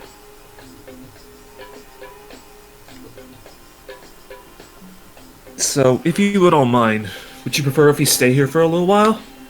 We can enjoy some of the sights as we, talk around. Don't have any issue with it. Fine by me. Sure. Can see if I can do some investigating of my own while we're here. Thank you. I'll be sure to treat you all well. I'll And stop. sorry for... We're a group. We help each other. He's gonna have a little faint smile. And to be honest, I just kind of want you guys to have a proper vacation instead of worrying about, family drama and other sorts of things. So that's why I wanted to keep it a secret. Well, look, we already have a weird tiger thing on our backs, so it comes with the territory, really. Kitty Mittens is still here somewhere. It's high noon. Damn it. Oh no, it's him! High noon. Wow, we've been talking all night. It's him! And that's about our reaction to seeing him, too. Oh, it's a notification from Bracky's Patreon. Oh, hey, look The at fuck? that. What? Why do you have Yeah, notifications on, motherfucker? because I'm God a damn. patron of yours. Turn your Damn fucking phone off, man. Like, what the fuck? Yeah. No, I got But if Kitty Minutes does show up again, I will take care of him. We all Consider will. the- And trust me, I fully and wholeheartedly plan on placing an arrow squarely between his eyes. Well, I look forward to that. But he isn't going to ruin our vacation again, and I'll make sure of it. Although, I guess you can't really call it a vacation now, since we're dealing with this. Sorry. It's the path of an adventurer. Can't really escape it fully, I suppose. Right. In the meantime, well, let's get some rest and enjoy the next day. Oh, wasn't What's-Her-Face was here, too? Didn't she say she was staying here? That was like 2 cities ago. that's right. Yes, No, I think you said- she is here, but probably mainly for about another day. Okay. That worries me, too, I'm not going to lie. We should probably look into that as well. Make sure she's not actually being serious about it. I think It's- she's being pretty serious about it. I do, too. Great. There's a part of me that wants to take it purely to make sure that nobody else who would actually do harm takes it. Well, there's going to be harm taken if it's taken after all. You Well, won't be she said any means necessary, which means peace is an option as well. Hopefully. Right. Yeah, but what if the peace option the answer is no? Well, we don't have to do anything about that. But if she Are you succeeds, It if she feels like he's succeeds, the Thunder Go can on. take it on everyone else. Here's how I see it. If a huge... Was he a thunder giant? From the stories that you can tell, you can't tell if it's apparently he's big. So it could potentially be a thunder giant, it could potentially be a cloud giant, it could be any giant in specific. Here's my logic. It's a bloody giant. Now, if peaceful negotiations were to fail, well, then we could at least give said huge fricking giant a heads up, saying that there is somebody who is in fact eyeing their possessions in a not quite so friendly way. And you know, giant. I'm sure they can take care of themselves. What if they assume it's us, though? It wouldn't be a very good thief if we were to let them know that we were stealing something. Yeah, but still, I figured it would be going with the people that would be taking it for themselves, but never mind then. Well, we can worry about that tomorrow. Isn't this the third day, though? It is. Well, we should at least think about it now, then. What do we all think? I feel like if we leave this unattended, she is going to cause trouble. More than likely, yes. Yeah, I'm thinking so as well. As much as it pains... Let's at least give it a shot, then. Very well. Do our best not to do anything harmful.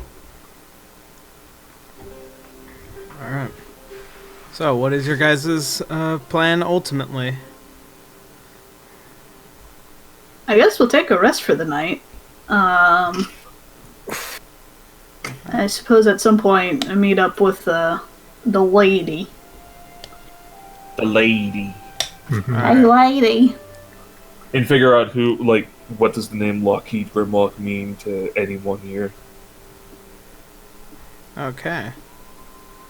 So, I'll probably meet up with her first, and then I'll have something else to do. But we'll take care of that first. Yeah.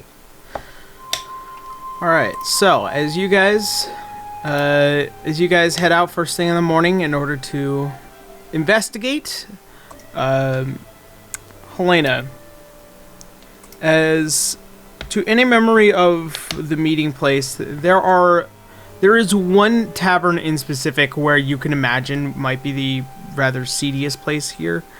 As you enter, you notice that there are multiple cloaked figures, as well as what is a very confident looking Renee, who is sitting by with what is not only the rather large companion that was with her to begin with, but what is about 3 to 4 other individuals varying in size and shape along with her this time. As she looks out towards you, oh,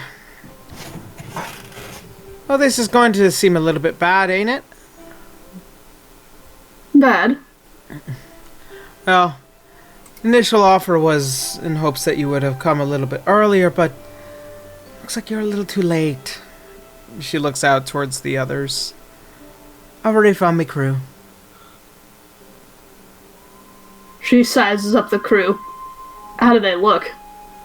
Like a bunch of brutes.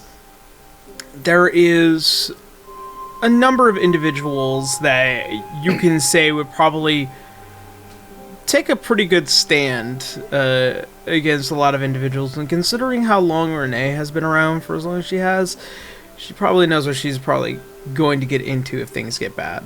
But there is the rather sizable looking individual who seems like he could just straight cut a house in half. What looks like to be 2 smaller individuals that are currently tinkering away on something, as well as the other one kind of just flipping through a book and talking to the other one, giving instructions.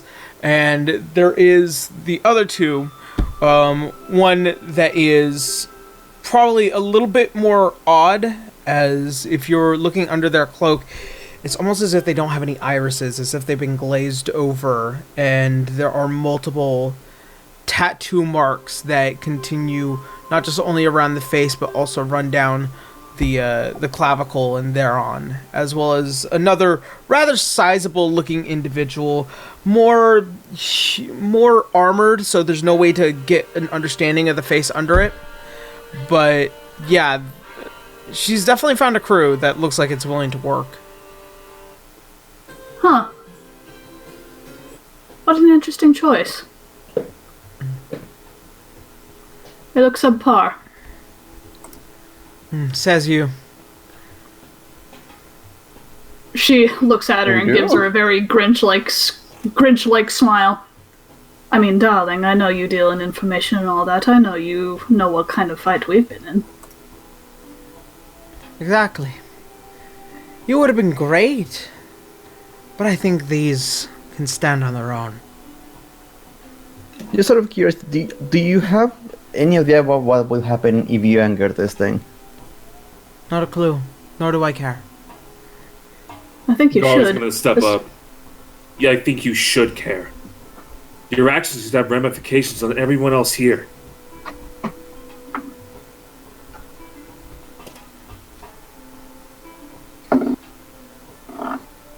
You're also making the As- assumption that he won't come take it back from you if you're successful.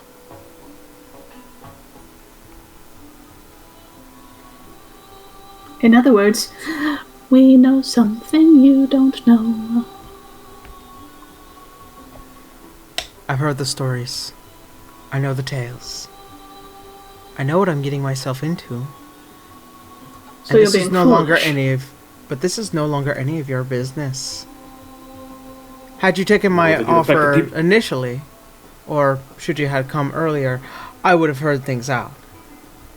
But I have a plan for everything. Contingencies. Will those contingencies have effects on everyone else? The people of Yinmen?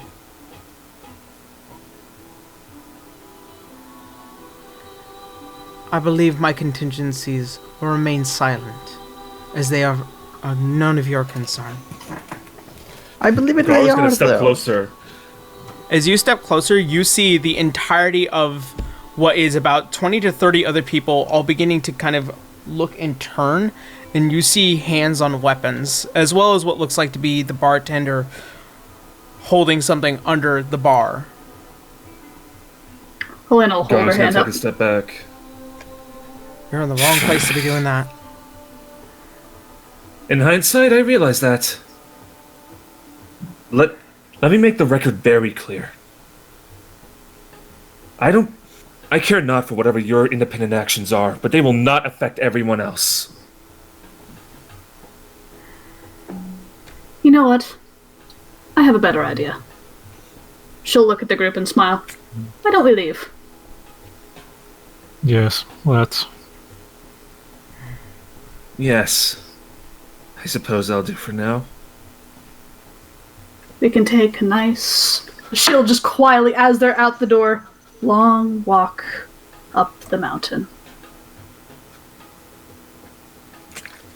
As the door closes behind, you see that the rather once slight bustle of the whispering within that bar, as it went silent, return as you guys begin to leave. So I guess this is our problem now, isn't it? Well, it looks like a race is in order, doesn't it? I believe so, yes. Shall we get our head start then?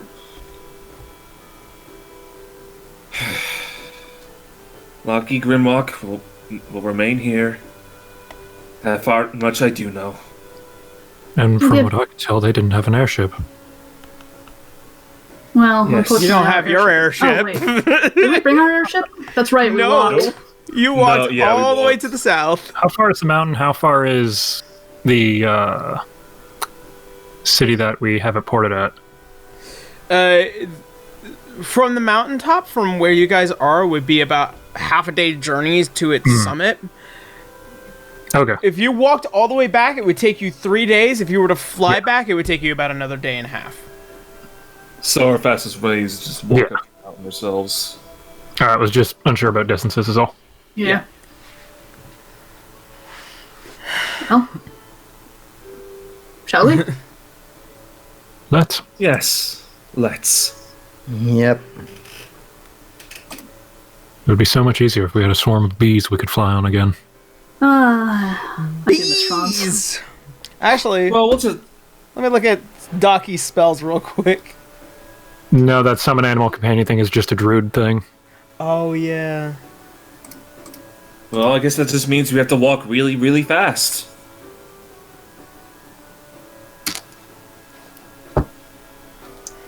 Let's see, I wonder if I... Do I have anything that would, Probably not. Actually, Nah, I have been trying to get a freaking figurine to summon an animal, but nah. Nah. far step.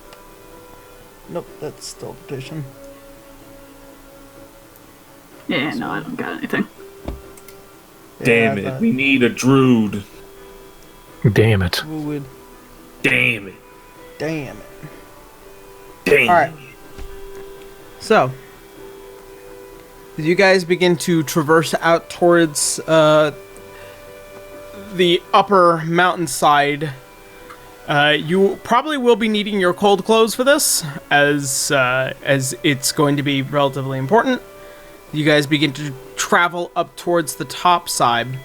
Upon leaving the city of Boba, you guys notice what was that cloaked figure from before now beginning to walk the opposite direction, as it does pass all of you, not even acknowledging your presence. Garu is just gonna, like, take a deep breath, suck it up. Alright. Lucky.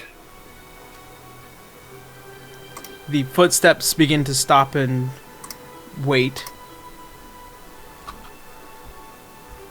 I don't know what's going on with you, or your past. But if there's something that I've done wrong, or that the Grimwalks have done wrong, I will make it right. Just give me some time. I'll be back for you later. We're going to have a proper talk. The footsteps begin to move back closer towards the city, away from you guys.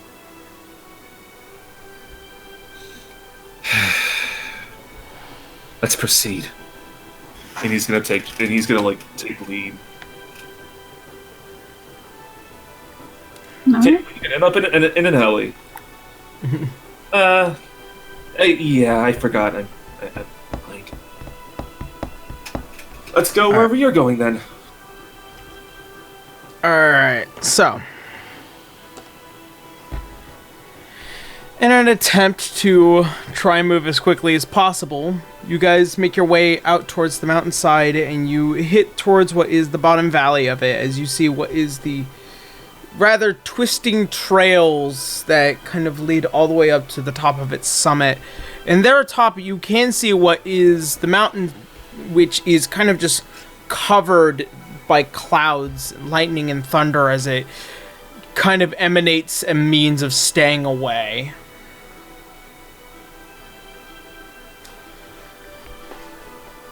I can't read this obvious signals because I'm blind. I don't know how to read. You could taste the lightning. Oh, good. Some of those electricity potions might come in handy. Well, going up. For the first time, and now Alright. Hoarding does have its benefits. does it? Yeah. So, Alright, so as you guys begin to traverse up to the side of the mountaintop, by the time you hit its midway point, you guys feeling the weight of your legs, you guys beginning to feel that level of exhausted effort of climbing the side of this mountain for the past half day. Getting up to the top of this is actually much more difficult than you had initially thought. By the time you all begin to place your cold clothes on, you are hitting what is the rather dark snowfall, as it has a very fine powder over almost everything. The trails here, as you begin to notice, are not exactly normal. As for what would be most people who would end up traveling across a mountainside, there would be normal, smaller trails, but you can definitely see something gigantic walks through this area, as it seems to pass by climbing down the mountainsides rather than using the trails themselves. Would probably be a good thing to follow then. Follow the footsteps. What footsteps? You know, the pool that is here. Oh, That you know, that foot stuff. the footsteps that are about the size of your body. dang. Yeah. As you do, you begin further and further up, and Let's see. If I remember correctly. Try not to use all my notes all the time. But that's why they're there. So I need you guys to make a Constitution saving throw on this mountaintop. As, Do we have any pluses? Boy. as Do we you have are any pluses beginning, because of our clothes? are there any what? Do we have any pluses or advantages due to our clothes? The winter clothes. It's because of the winter clothes that you get to roll normally. Sure. Well, okay then. That's pretty Oh, cool. okay. Yeah. Okay, that's good. Thank goodness for good rolls. I got a 15 15? Okay. overall. 21. 16. 34. 24? Oh, and Docky. And Sterling. And I thought she Sterling. was asleep. I don't even know. Stop it. She's here, but not. No. We have her in a sleeping bag, and Garu is dragging her behind us. Yeah. Okay, so that's going to be a... It's No, gonna be what if we had all 18. the fucking sheep plushies, put them all together, and like whoever fails the constitution check just gets into the fucking sheep bag. It's like what we did with Walnut. You're just in the backpack. Sure. Alright, so... Docky is a 18, and then Sterling is a 16. So you guys managing to push through without claiming an exhaustion point. As you guys manage to get up and over through what is something that feels like it's just dragging you down, as you beginning to notice that the daylight is starting to disappear here and the night is getting bitter and sub-zero. So it will be up to you guys on whether or not to continue to traverse before you reach the summit, or do you wish to find shelter before attempting the summit? How far does it look like we've got? You probably have what would be a few more hours, maybe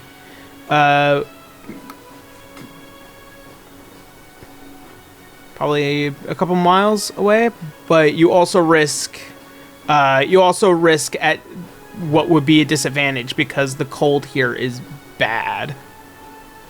I say we find a shelter. We already got a head start. Yeah, it'd probably be a good idea. Yeah. Yeah, You no would one here also- has any bad memories about an ice cave. Yeah. Yeah. All right, so make a survival check Sure. All of us or to whoever wants to do it. all of us then? Natural 20. Why wouldn't we? Oh, There we go.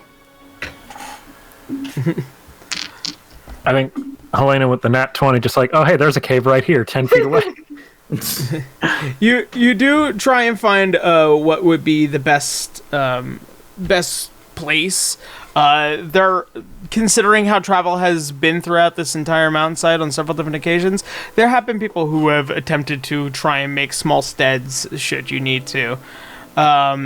It's pretty well built, well out of the cold, as you guys managed to put together what would be a small cave fire, so that way you can end up keeping the cold out for as long as you possibly can, as you see what is now the battering of cold and wind and snow as it begins to just pour outside of the cave mouth. Just double check. How deep is this cave? It goes out about 15 feet towards the back as it just comes to what is a carved off round, and pretty much you can see that there have been many people that have used this as a small retreat for the night. Okay, good. No Yeti. Yeah, there's nothing living in here. I can hear you, Bracky, don't worry. No, is River having like a PTSD attack right now? I'm in a good old panic attack. You're fine. It's okay. It's okay. Just go into the sheep pile. You're safe there. Yeah, we have like half a dozen sheep that we want. As Yeah, you're just I'll like build the sheep. putting down what is like this stone figure of River into the sheep, as it is just This place sucks. We should have let the people die. No, stop. No. Think about it. Wouldn't it be nice to have a giant friend? Sure. Exactly. Would go perfectly with the half a dozen dragons that we know. Exactly. See, he gets it. Even the ones that want to kill us. I think more of them want us alive more so than kill us. Exactly. Do we have any idea what we are going to tell them? There's some people directly behind us who are going to try and steal things from you. You might want to watch out for that. Yeah, right, basically. Please don't take it on the people in the town. Yeah, that sounds about right. What is the story again, Garu? Should we bring presents as well? It wouldn't hurt, I suppose. Great.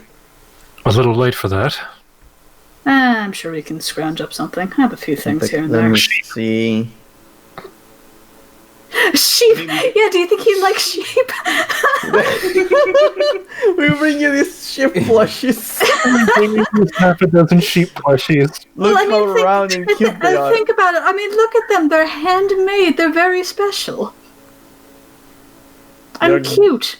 You're adorable. All I ask is that we keep Timothy, though, because that's Sterling's. Yes, you can keep Timothy if you'd like. Hooray! You see Sterling, like, He's here. holding on to it. You could only Yes. see the eyes, and they're Perfectly. burning red. He's holding on, fear in his eyes. Not fear. He's using Timothy as a coat. No, he's holding on to Timothy violently. Like, you couldn't get it out of his claws if you tried. He's a popsicle. No, he's angry. He's We're cold. going to The return- thought of losing Timothy disturbs him. We're going to go down the mountain and he's just going to, oh, Sterling, you're so quiet. And he's just petrified, completely frozen. All right. Cobalt. Iceland. Oh, boy. Cold-blooded. Yeah. No, Fine.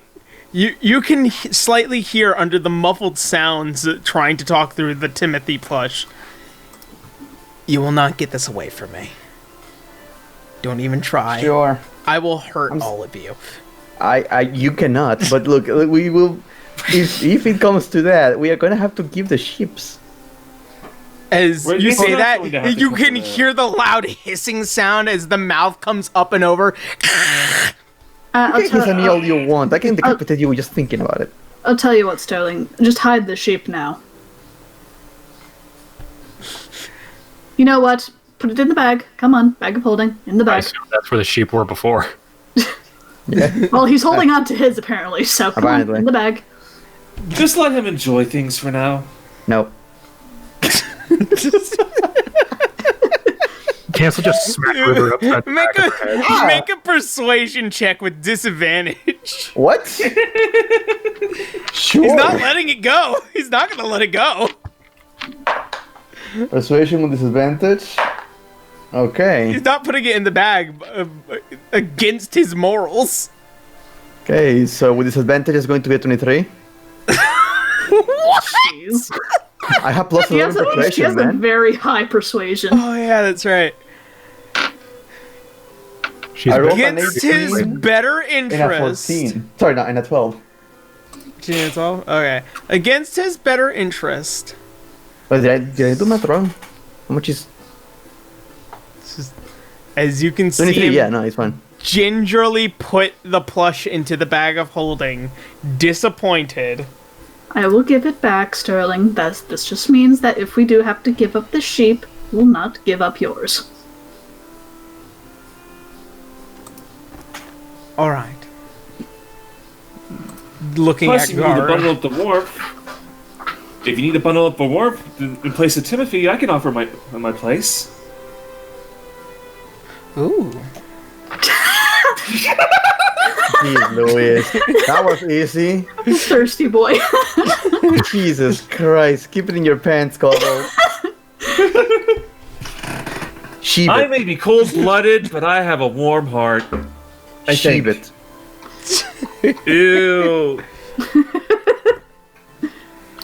So you guys prepping for the night as you make what is a transportable meal as you are settling in. Does anyone want to keep a watch? Yeah. Yes. All right. So I hear Yeah, I yes, think but we're I'm sleeping not in sure shifts. who. Yeah, we'll sleep in shifts. We are Alright. we are going to do double shifts. 2 people. We know how this works now. Okay. So, who's up for this night, or for this shift? I think we're taking 2 shifts then. No, Yeah. no, we are Doubles? basically three we are three going to be shifts. looking into. 3 shifts. Right, counting Sterling. We have 6 people with Yeah. Dr. Sterling. I think Sterling and Garu can take a shift. Garo and Sterling, Kanos, Helena, River Helena. Because Helena only needs 4 hours. Helena and Docky both do because Elv. Yeah, Ah, sure. so Daki and Helena can take like separate halves of the night, basically. Yeah. Yeah. All right. One can take the first shift, the other the third shift. Okay. And I think Canis the same thing because he's a caster and has to have full night's rest and all that shit. Mm-hmm. He'll take the shift with Helena. Okay.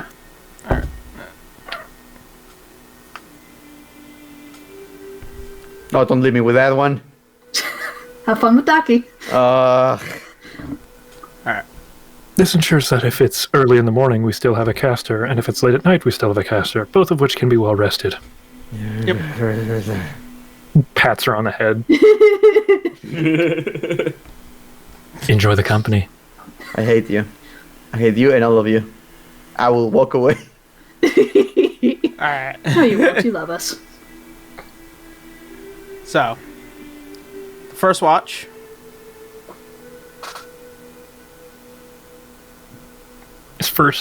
Who's taking first watch?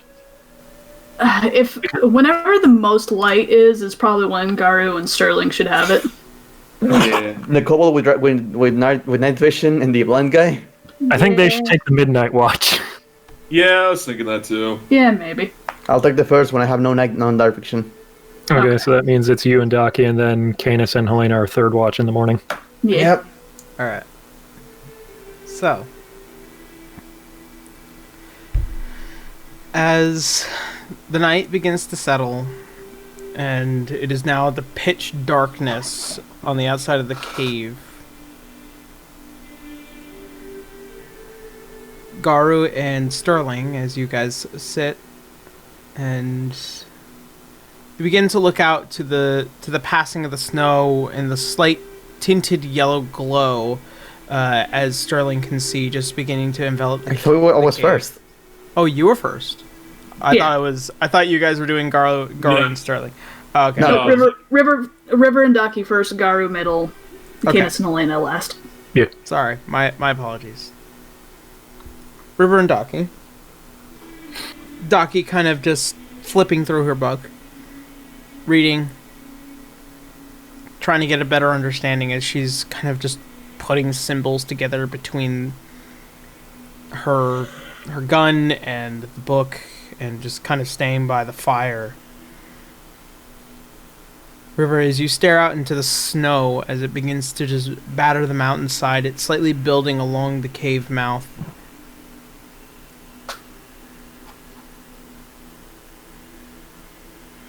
You begin to stare out and try to imagine the first time you've ever seen snowfall. What? What about the time I died?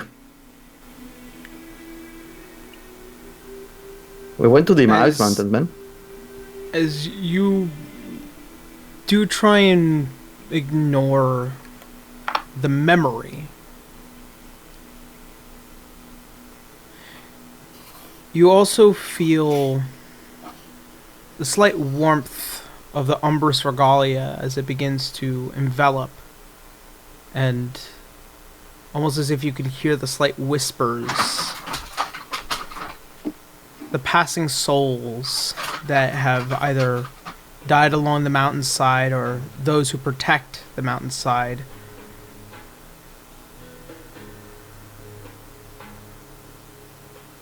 And it's almost as if you can see the outlining of the mask of the Raven Queen as the snow begins to pass. And your mind trances for a moment. the songs at peace, the people that have come and gone.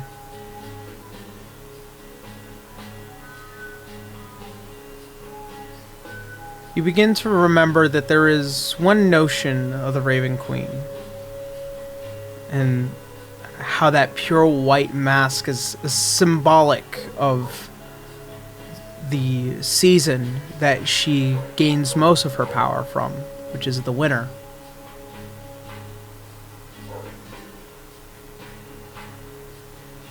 You hear the slight flapping of wings, the songs of the caws of ravens and crows alike, as once they come to a close, you come out of your trance, almost as if feeling unburdened, but prepared for anything.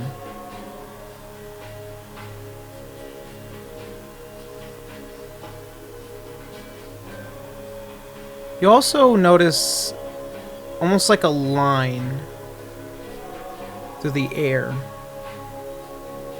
a tanglement of threads,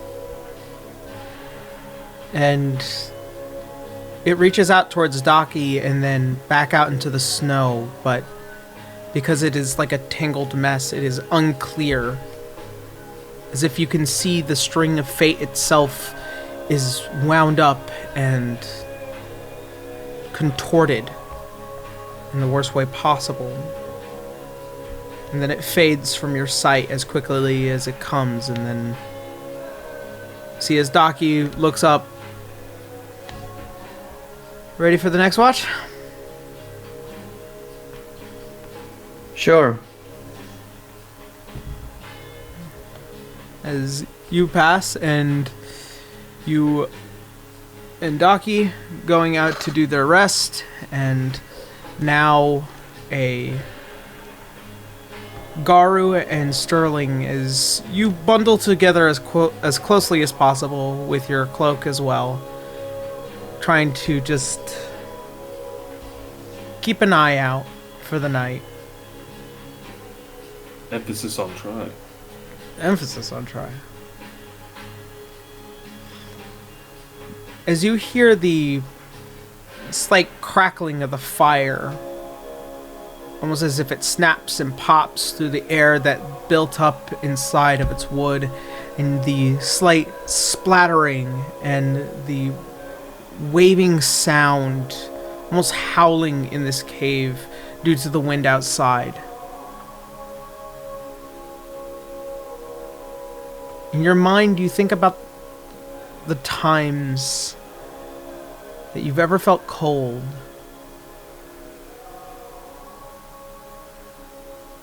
and in that cold you also feel warmth, as Arunda's disgrace, as they are wrapped around your legs, almost as if they feel to ride up to your entire being.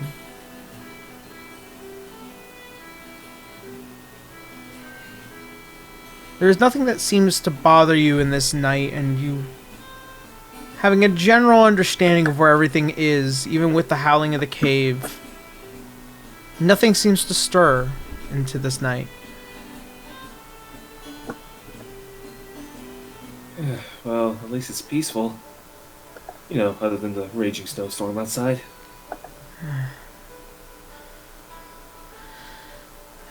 Calm before the storm, I guess. Well, if they get up there first, there's going to be a storm, alright. Alright. Let's wake up the other two. Of course. And I guess that's going to be the end of their watch. Alright. Your guys' watch comes to an end, as now a untransed Tolina and a now awakening Canis, as you both sit out near the fire. You both seeing and looking out towards the north, towards the northern end. There's no immediate daybreak, and You're left sitting there alone. You begin to think about the times that you've always felt alone. But now together. Helena, as you begin to see what is now the last echoes of the moon beginning to crest over the horizon, you feel the warmth of your bow on your back still in hand, even in the dangers of losing it. And Canis, you can't help but feel like that there's always the roar still in the back of your mind.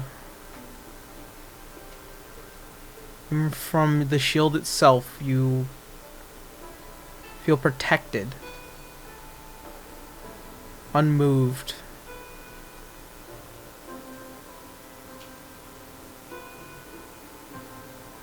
After a few hours, you begin to finally see the sunrise and the storm that still trenches onward, beginning to lighten a bit. As the new day begins, you guys are ready to traverse towards the summit of the mountain. Well, time to go. keep the others awake. I have enough time resting. I agree.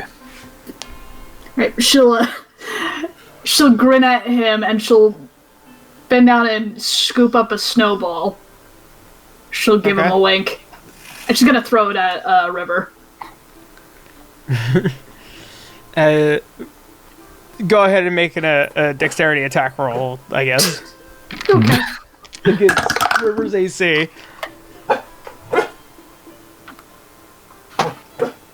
A dexterity attack.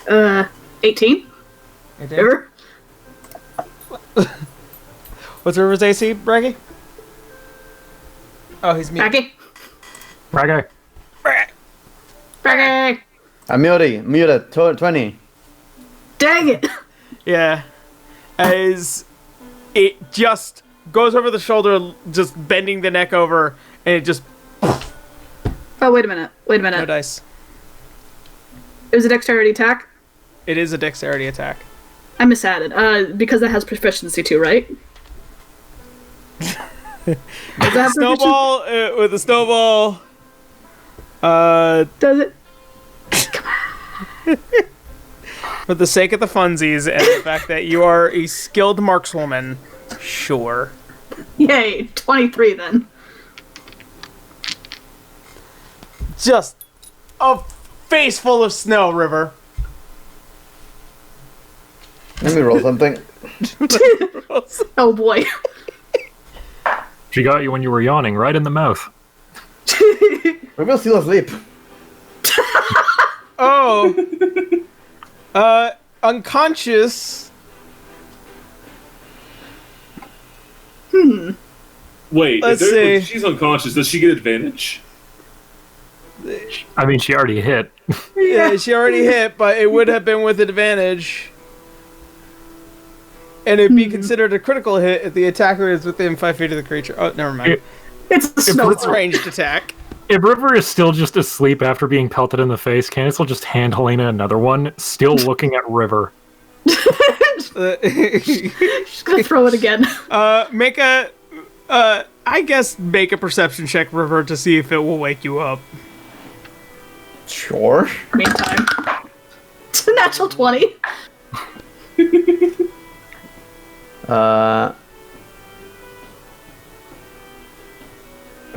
16. That's about it. You wake up to your mouth full of snow, and all of a sudden you also feel another pelt in the head, just square in the face. I'll As jump straight to the first person I see and punch them. you jump up and you just go over and you begin to punch what is a Nope, sleeping nope. Garu. Oh no, come on, come at me. She's throwing the snowball at her. The clear person who fucking throw it is standing there. I'm gonna jump and punch. Try it! Helena's laughing and running as she sees her coming towards her. And Helena's faster with your tiny halfling legs. Yeah, but I also roll a 25. You swing it, you hit Canis in the shin. Why is it Canis? She's aiming at me! Canis, I'm going for Helena. I know, Yes, but like, she hits. Okay, all right, fine. I was gonna say because you were running away, so the first thing he wanted to hit was the nearest thing. Yes, she Helena hits. around an ice cave. Okay, so That's it it. hits. She's throwing more snowballs at her while she's swinging, though. It's just a cacophony of throwing balls. Just boo boo boo. With some of them, this time I'm fucking awake and I have my shield and everything. That ain't gonna happen, boy. Ah, such a poor sport. You think you can throw snowballs and do anything? I have been in rock fights. She throws another one. Ah! Yes, I do. I'm gonna break one of her fingers, I swear to God. Alright. Wait, are we under attack? No, not really. She'll throw one at Garu. Wait, deflect projectile? Snowball. You You can spend do a that key once, point. and then she has 3 more attacks. You spend a key point going. You crush the snowball in your hand as you catch it. Don't forget to add that up to spend the key points for today. Uh-oh, didn't mean to do that. But hey, I caught it! Second attack, throw another one. Anyway. Oh god. Hey, I caught it! That's the first time I used that ability in over 60 episodes. Because no one shoots You always They forget! fireball. Oh yeah, that's right.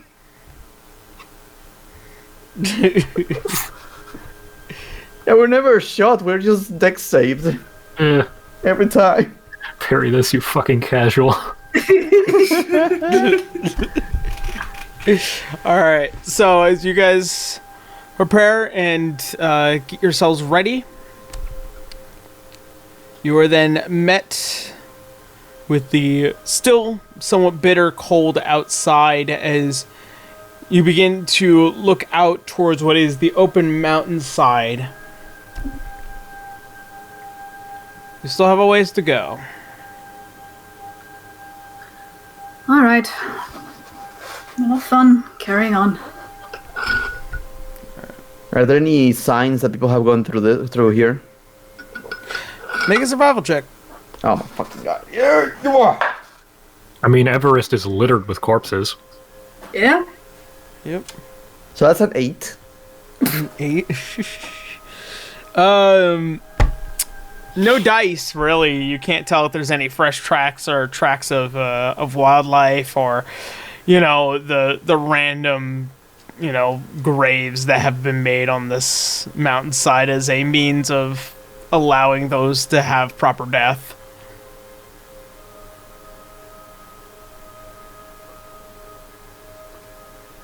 Okay. I'm okay, no, it's okay. Yeah. Fortunately, no dice to know. No dice to know. Alright.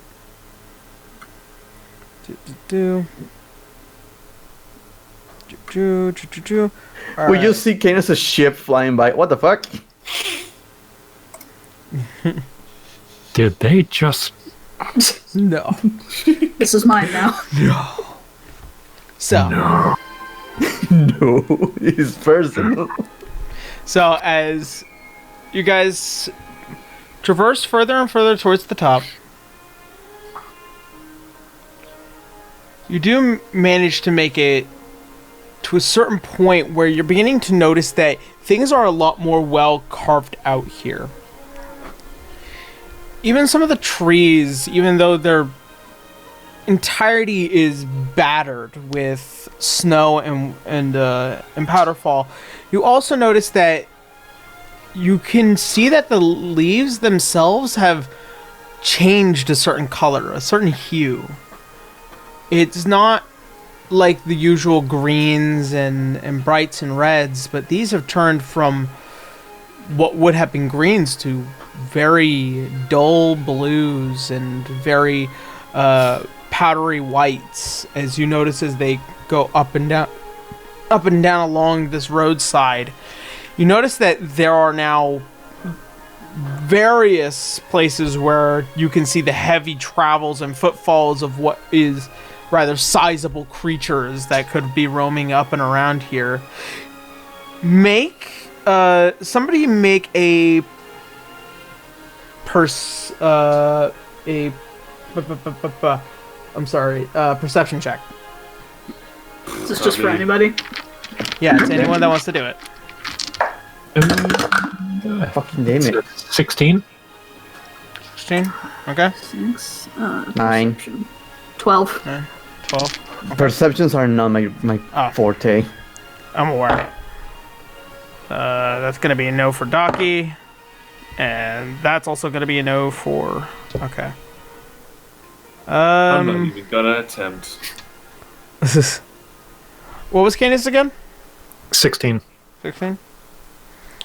Canis, in being up here, you can tell that there's a bit more of this mountainside than it comes off to look. As you look off and see where you had come from, you guys had to pass through what was this thick cloud layer.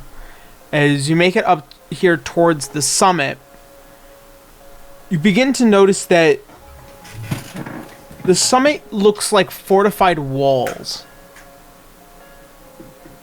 And looking out closer and closer, it doesn't seem normal the way that the entirety of the mountain would have peaked, but instead it seems almost carved out and then kind of just left to whoever has decided to make it stead there.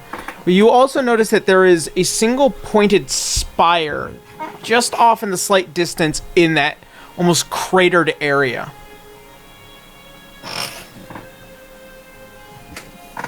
Well, that might be where we go. You got a waypoint? He'll point out the spire. Yes, I'd say that looks promising.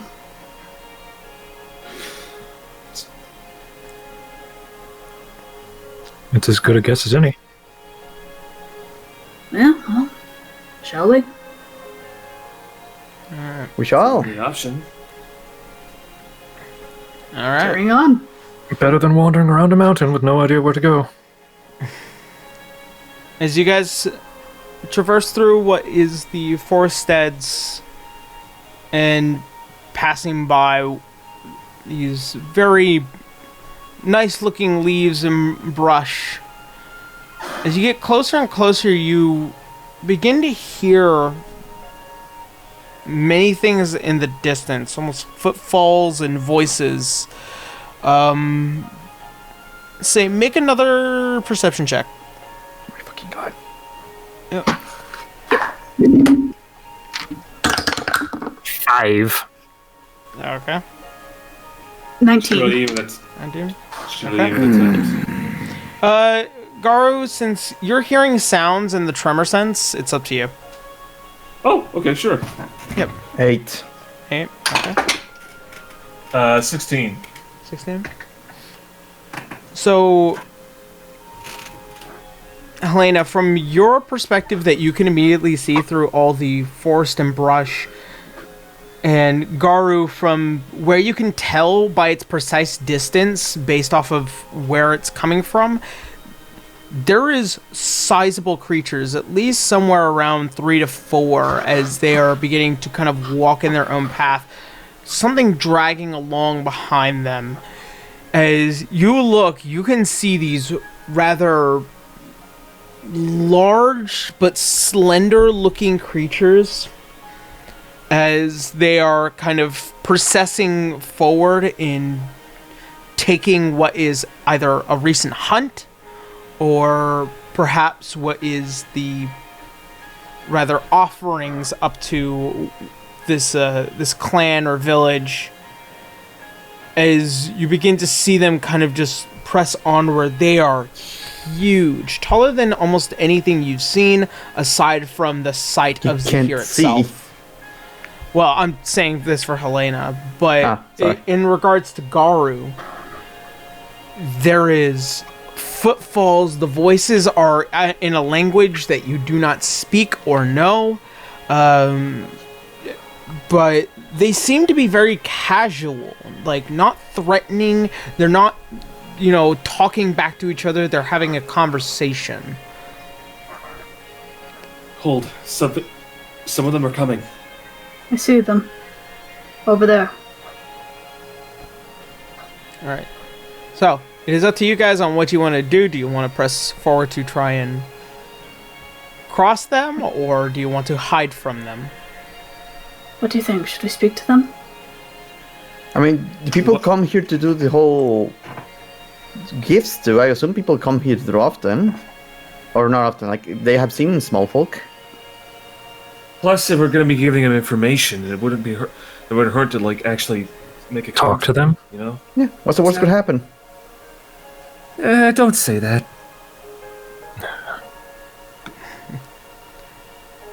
Alright, so you wish to... Right. Alright. Yep. So, as you guys begin to walk closer and closer towards this group of what look like to be thunder giants. Ooh. As... You mean storm giants? Yeah, sorry.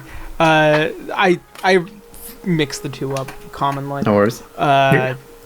So, as you notice that they are kind of just these rather tall, but also very ornately dressed creatures, almost as if they've been taken care of.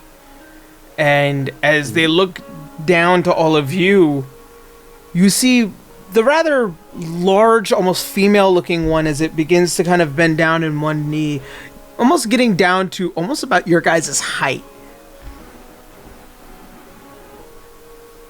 Garu taking a game.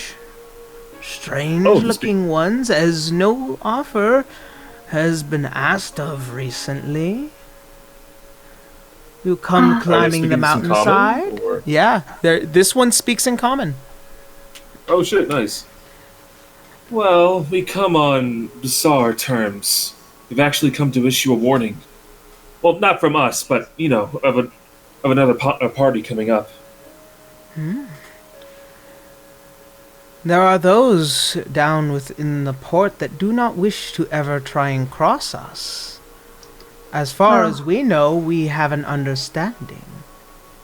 They are not from here. Yeah. They're not from here. Long travelers, then. Foreigners, yes. And they wish to threaten us. We believe they wish to steal something. They're literally looking for a treasure that you possess. I believe it was the king's staff.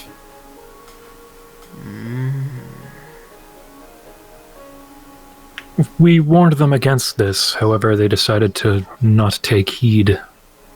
And they specifically said, by any means necessary.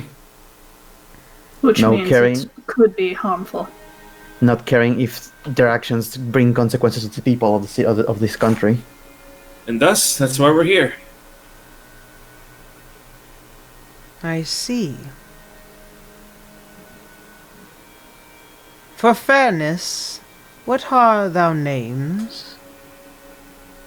We are the Dynamic Entry Incorporated. God damn it! I have to think of a better name.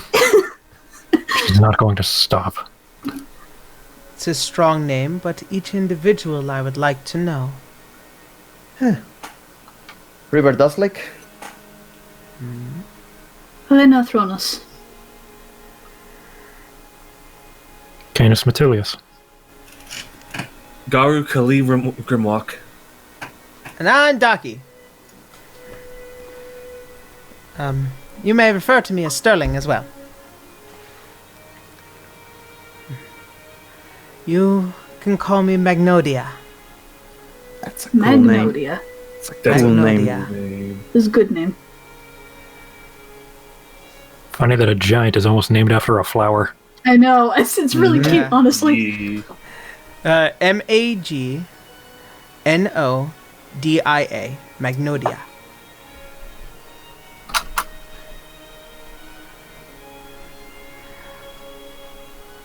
There is a small clan up here that only simply wishes to assist and or receive offering as we send the rain down the mountainside for their crops.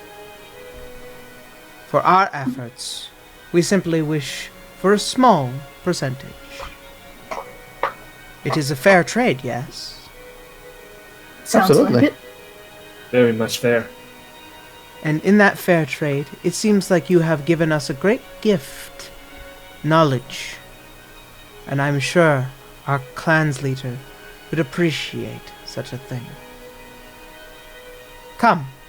As she begins to rise back up in as slowly as possible, she stands fully upright as she begins to kind of guide you and beginning to speak along with her fellow clansmen as you guys begin to walk closely behind.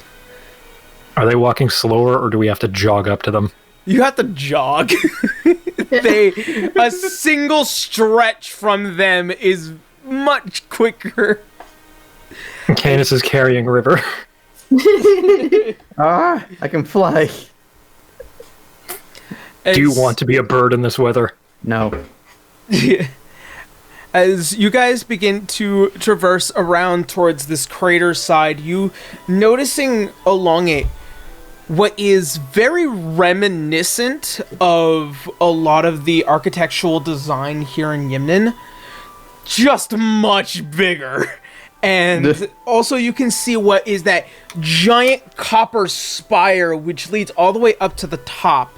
And you can see what is like little lightning striking the top of the copper, almost as if to power the entirety of what is this slightly technological village. As you can see that there are big lights and what seem to be several storm giants as they begin to kind of walk around and pass. They see these very small people, as even the two littlest ones, they're actually pretty excited. And they don't usually get visitors because usually the transaction between those at the bottom of Boba to people up here, it's a business transaction. You know, they call it a deal and that's pretty much it. But to have visitors, this is exciting for them. Hell yeah. You don't get people who just come for pleasantries. No, Not exactly The easy traverse- to get to. the That's fair. traverse to the top of this mountain is very long and arduous. And considering the fact that you are all so very, very tough, I can imagine that there will be many pleasantries from our leader. As you guys pushing through what is almost like this giant pagoda, as it begins to just rise up as you pass through with what is these almost large iron gates as they open, and you see what is this very proper, well-dressed and very covered over this storm giant as he looks out to you. Behind him is this long, almost flaring staff as it looks like clouds just billowing up and around. As you see him, you also see with what is his wife as he begins to look out towards all of you, and you see this. You see what is Magnolia as she begins to approach and speaks very kindly and softly, and then returning back as he looks out to all of you and sees your traverse up to here, and in trying to commune, you see is the entire room begins to kind of quiet and calm down, and you can see the people Calm in beginning peace. to... Yeah.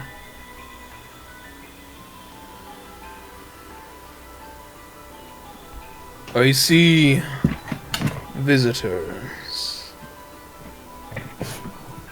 As you do come in peace, you also come with information. Afraid so, sir.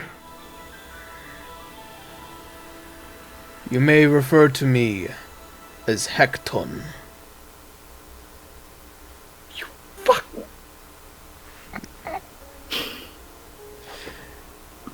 Pleasure to make your acquaintance, Lord Hecton. He's gonna do a little bow. As you bow, he looks towards all of you. What news is it that you wish to bring to me? Warning. There are people who are going to be approaching the mountain. Not people from below town, but rather travelers who come from further out. They plan on stealing what I believe is that, and she says as she points towards his staff.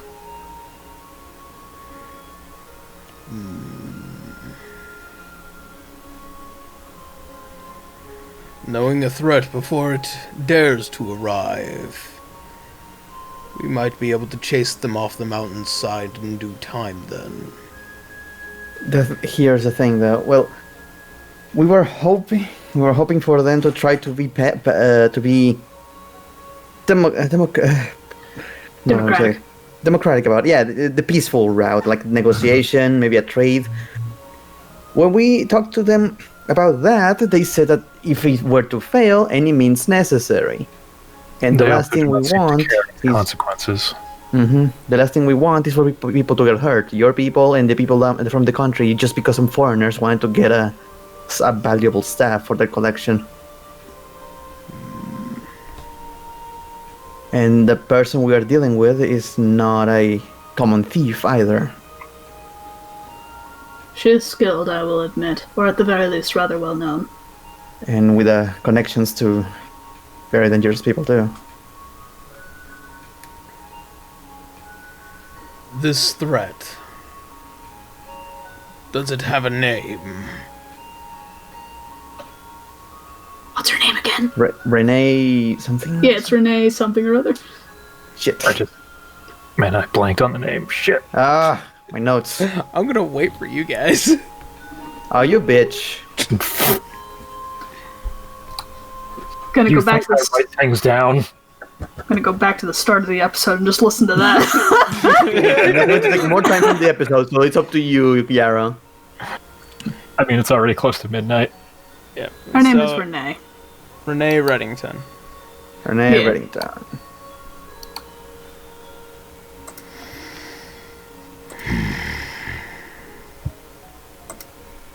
Her other group, we are not sure of their names, but that is at least the leaders.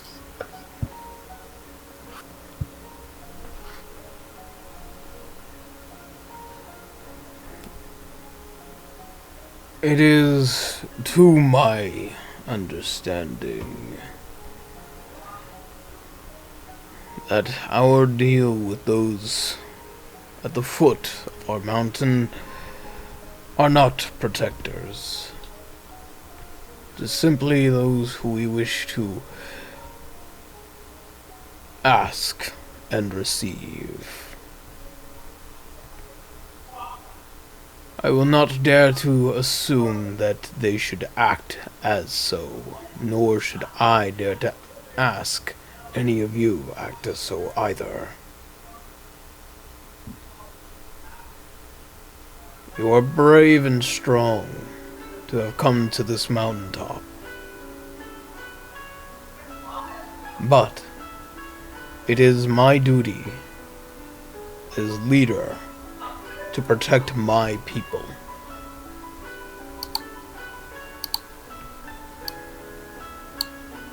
I am indebted to all of you greatly for informing me of this threat, but Someone clicking a mouse. Yeah, it's me, sorry. it will not act as a threat any longer, now that I know.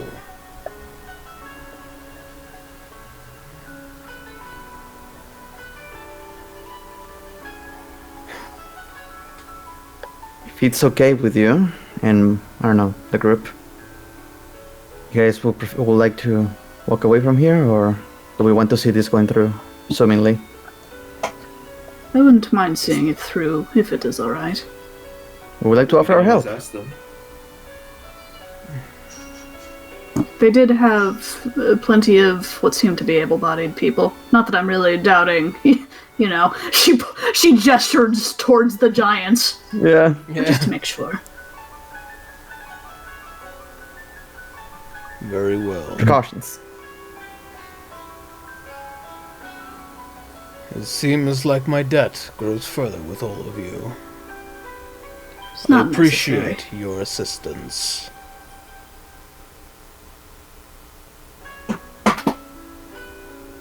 We're certainly glad to help. Can you imagine? She just comes over here, opens a briefcase with 10,000 million gold, and is like, "That's it." Here's a giant stack of money. Here's the stick. Job's done. Yep. Job Does done. fucking Oh was me. man. It look cool. Very well. I will inform many of the guardsmen in order to keep watch along the mountainside. Should this Renee Reddington wish to threaten my people, I will return the favor in kind. In the meantime, I should give offering to those who had sought to do the right. What is it that you wish of me? That stuff, no. No. The thing they wanted And- to steal. No. So, with that well- being said, we're going to go ahead and call it a night here.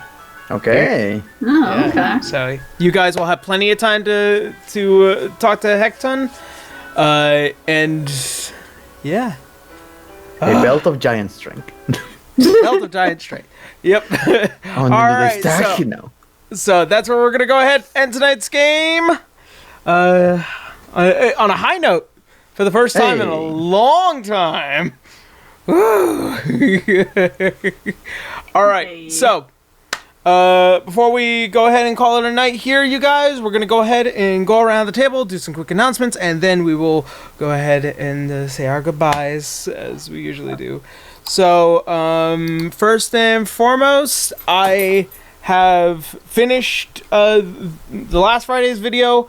I talked about Power Rangers because I really do like Power Rangers and I miss it so greatly. And also I'm kind of thinking about just posting something else coming along. As I said, I am still working on the Cola Cute video. I'm now also working on the Welcome to Looters video now. And also, in case you guys may not know, I had said last week that I am streaming Wednesday and Friday on YouTube. That might be slightly changing, as with the inclusion of doing it on Mondays as well. If you guys want to go ahead and check out an AV stream over on my YouTube channel, links are always down below. Also, the last week's episode was uploaded earlier today, so if you guys haven't caught up, all of our episodes are going to be posted every Sunday from now on, so that way you guys can catch up right before game. And if I guess that's pretty much everything that I have to say. I'm done. I'm all good. Boo, how you now? Hey there, I got nothing to announce. You can just follow me pretty much everywhere at BooRadley13, and that's it. Alrighty. Yeah. Okay then. Yeah. And Bracky. Hi, I'm Braki, aka Brachyzoid. I play the River, the Halfling Fighter. You can find me at twitch.tv/Brachyzoid or on Twitter at Brachyzoid. You can find me streaming. You can find me streaming on the Twitch channel. A variety of things, aka Final Fantasy XIV and only Final Fantasy XIV. Final Fantasy XIV forever. Million seasons of Final Fantasy XIV. I am done with the freaking Ishgar gathering, so I can relax. Finally. I'm gonna try to go back to drawing, which Funny enough, I've been doing this entire time to try to keep myself on the groove. Actually, So I wanna look forward for some more art coming out the next couple of days. Thankfully, relaxing in your mansion. Yeah, I got a mansion. I got the Saint of the Firmament title. I am happy. And Hooray! You did it. I did it. You did it. And now I don't know what to do with myself. So you can find Wait me. till patch 5.5. I just need to wait. February. We are going to be having the announcement in February for new stuff for Final Fantasy 14. So excited for that one. Oh, hell As for this rest of the week, since I am done with the Ishgard restoration, I want to see if I can sneak in the Monster Hunter Rise demo. I don't know if it's available anymore. Maybe we will have until the it 30th. should be. 30th. Then I should be able to play that on a stream. But I believe that's all for my part. All right. And next up is Caitlin. Hello, I'm CaitlinC37. You can find me on Twitch and Twitter at CaitlinC37, where I do art and a lot of it. Commissions are open, although they are filling up quickly, so if you do want something, you can find me on my Twitter, and then if you want to watch me maybe do those commissions on Twitch, I've been doing more games lately than art on there, but, I might stream them eventually. I should get back to that, but yeah, that's where you can find me. And that's it for me. Mal, you back yet? I don't think he's back yet. You can find Mal on Twitter at Sir Malervic, and then him on Twitch, on Twitch, twitch.tv Sir _. I forgot which one is which. Yeah, his Twitch is the _1. Okay. I totally forgot that He this picture was streams. posted. You should support him when he is on. Give him your bits. I'm currently going through my Patreon feed because I haven't been able to catch up on bracket Son of a stuff. bitch. Turn off notifications during streams. How am I supposed to sneak in that I'm doing something else without you knowing? Hey, but that's good art though. Like, seriously, I love Gee, it. don't show that on stream, motherfucker. What? You need to pay for it. Oh, sorry. It was only for a second. Nah, I'm gonna be showing it on Twitter. It's fine. Okay, I'm sorry. I didn't mean that. No, I'm kidding. I was like, oh, I love it. It was just like a fucking. I didn't mean it. I'm still waiting on Mal because we're gonna be waiting forever. I swear. Should I I'm not sure if there's any announcement that I could possibly make in Dai's place because all I know is that he's working on. Apparently, he's working on a bunch of stuff. So Yeah, he is working on a bunch of this week. stuff. Hey, Yeah. Smile. Yeah. We're only waiting on Mal, so go. Go. Your thing. Your stuff. Yeah. You can find my Twitch at twitch.tv/Sir_Malervic. You can find my Twitter directly under my name there on stream. And I stream on occasion. I think I'm turning Thursday, and I think I'm starting on streaming on Thursdays and then just kind of moving on from there, seeing how schedule pans out. Nice. Okay. Yeah. All right. Is that everything? Yes. So, All right. Yay. Nothing else pressing. Okay. Well then. All right. So that being said, thank you guys so much for hanging out with us. And as always, we love you so very much. And hopefully, as always, we'll see you next Sunday. Have a good night, everyone. Bye-bye, everybody. Bye.